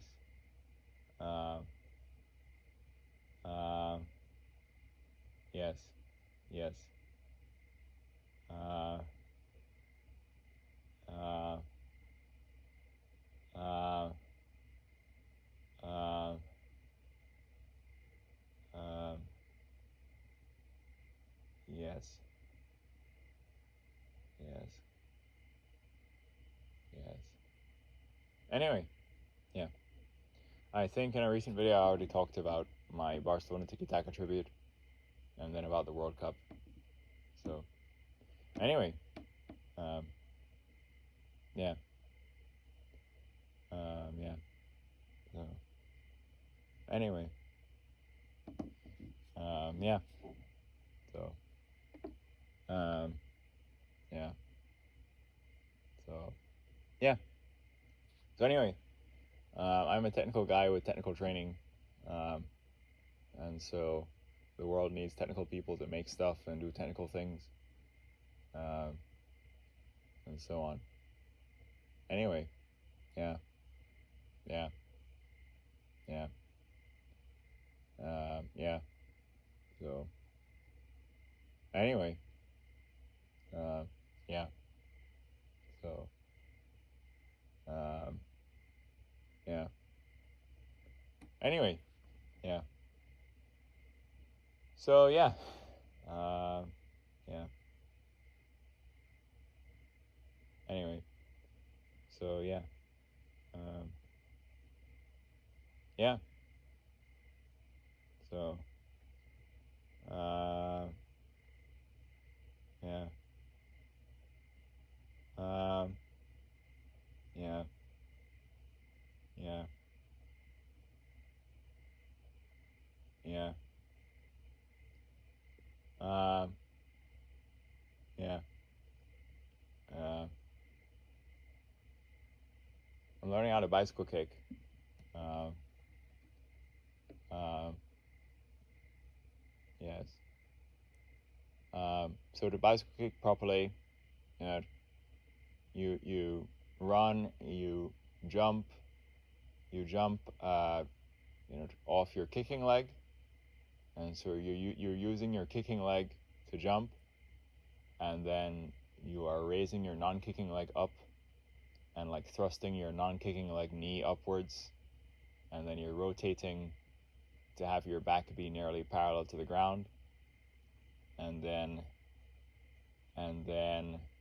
you kick midair with foot up high, and then of course you must land properly. You can brace the fall with the non-kicking leg, and then of course your hands, and then land on your back. And so for me, who is dominant kicking foot is right foot, I would jump off my right foot, thrust my left knee upwards, rotate in midair to have my back be nearly parallel to the ground, kick with my right foot, and then my left foot would come back down so I could brace the fall with my left foot, and then brace the fall as well with my hands and land on my back. So, but there's a version of the bicycle kick where as you kick, you actually whip yourself around as you kick, and then you land on your front instead. And so an example is Ibrahimovic versus England, where his bicycle kick, he did a bicycle, but as he kicked it, he whipped around and midair and landed on his front instead of his back. That one requires really good jump and so on and so forth, and then you need to whip around as you kick to land on your front. Anyway, brace the fall with your hands. Anyway,